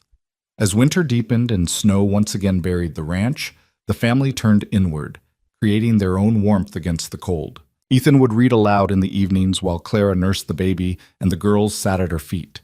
They told stories, sang songs, played games that made everyone laugh, and slowly, Hope grew stronger, gaining weight, her cries becoming louder and more demanding, her eyes focusing with increasing awareness on the faces around her. In January, nearly a year to the day since Clara had first collapsed in the mud outside the ranch, she stood in the doorway watching Ethan teach Abigail to saddle a horse. Rose played nearby, building elaborate structures in the snow that immediately collapsed, causing her to laugh and start over. And in her arms, Hope slept peacefully, finally large enough that Clara wasn't constantly terrified she'd break. Mary Brewster rode up, her son bundled against her chest, and dismounted with practiced ease. "Thought I'd check on you," she said, her breath forming clouds in the cold air. "See how you're managing with the little one." They went inside and sat by the fire while the babies slept, drinking coffee and talking about the mundane challenges of motherhood. It was comfortable, easy. the kind of friendship Clara had never expected to find. "I've been thinking," Mary said after a while, "about what you did, for Sarah and for me. How you risk yourself to help others, even when it costs you." "I just do what needs doing." "It's more than that. You see people, really see them, in ways most folks don't bother with." Mary set down her cup. "I want you to teach me how to help with births, how to handle emergencies. So the next time something happens, you're not the only one who can help." Clara looked at her in surprise. "You want to learn midwifery?" "I want to learn to be useful, like you." Mary's expression was earnest. "We need more women like you out here, Clara. Women who'll get their hands dirty, who aren't afraid to do hard things. Will you teach me?" It was the beginning of something Clara hadn't planned but found herself welcoming. Over the following months, as winter gave way to spring once more, she began teaching Mary what she knew. Other women joined them, Mrs. Patterson's daughter Sarah, a young bride named Emma from a neighboring ranch, even old Mrs. Patterson herself. They met weekly when weather permitted, and Clara shared everything she'd learned about childbirth, healing, the kind of practical medicine that saved lives on the frontier. It gave her purpose beyond her own family, made her part of something larger. And slowly, the reputation that had once branded her as scandalous transformed into something else. She became known as a healer, a teacher, someone the community turned to in times of need. The second spring on the ranch was different from the first. This time, Clara wasn't learning her place. She'd found it. She worked alongside Ethan, making decisions about the ranch's future, planning expansions, dreaming big dreams. The girls thrived, growing tall and strong and confident. And Hope, despite her fragile beginning, developed into a robust baby with a will that matched her name. One afternoon in May, Clara found herself back in the memory garden, tending the flowers that bloomed above the buried letters. The garden had expanded over the year, growing to include not just wildflowers but herbs and roses, a small fountain Ethan had built, benches where the family could sit. Abigail joined her, helping to pull weeds, working in companionable silence for a while before speaking. "I've been thinking about Mama a lot lately," the girl said, "about how she struggled and how she wrote those letters but never sent them." "What about it?" "I want to write her a letter too. Tell her about everything that's happened, about you and Hope, and how happy we are now." Abigail looked up, her expression serious. "Do you think she can hear it, wherever she is?" Clara pulled the girl into a hug. "I think mothers always know when their children are happy. Even if they can't hear the words, they feel the love. So yes, I think she'd like that very much." They sat together in the garden, and Abigail talked, pouring out her heart to the mother she barely remembered. She talked about school lessons and learning to ride, about baby Hope's first smile, about how Clara had taught her to make bread. She talked about missing her mama, but being grateful for the family they'd become. And Clara listened, understanding that this was part of the healing too, acknowledging what was lost while celebrating what had been found. That evening, as the family gathered for dinner, Clara looked around the table at the faces she loved. Ethan, weathered and strong, meeting her eyes with a smile that still made her heart skip. Abigail, no longer the wary child who'd watched Clara with suspicion, but a confident girl blossoming into something beautiful. Rose, chattering nonsense that somehow made perfect sense, her laughter infectious, and Hope in her cradle nearby, cooing softly. This was her family, hard-won and precious beyond measure. Built not on romance or fairy tale promises, but on something more substantial, mutual respect, shared struggle, the daily choice to show up and do the work love required. "What are you thinking about?" Ethan asked, catching her expression. "Just how lucky I am." "We're the lucky ones," he replied, reaching across the table to take her hand. "You walked into our lives when we needed you most. You saved us, Clara, in every way that matters. I think we saved each other." Later, after the children were in bed and the house had settled into quiet, Clara sat at the small desk Ethan had built for her and pulled out a blank sheet of paper. She'd never been much for writing, but something compelled her now. She thought about Catherine's buried letters, about Ethan's note of grief and promise, and she decided to add her own words to the collection, her own piece of this family's history. She wrote about arriving at the ranch broken and desperate, about Ethan's unexpected kindness, about falling in love with him and his daughters without meaning to. She wrote about the fire and Hope's premature birth, and all the moments of fear and joy that had defined her first year as Clara Cole. She wrote about learning that home wasn't a place, but the people who chose to stand with you through darkness and light. When she finished, she read it over once, then folded it carefully and sealed it with wax. In the morning, she would bury it in the memory garden alongside the other letters, adding her story to the soil that nourished new growth. Future generations might find these letters someday, might piece together the complicated truth of how this family was forged from loss and courage and stubborn hope. But that was for later. For now, Clara simply existed in this moment, this peaceful evening in a cabin that had become home, with a husband she loved and children who called her mama. She'd been running for so long, searching for something she couldn't name, and she'd found it here, in the last place she'd expected, with people who saw past her scars to the strength beneath. The years flowed past like the seasons, each one bringing its own challenges and triumphs. Ethan expanded the ranch gradually, buying adjoining land when it became available, building their herd. Clara continued her work with the women of the community, delivering babies and treating illness, becoming someone people trusted with their most vulnerable moments. The girls grew like prairie grass, strong and resilient and beautiful.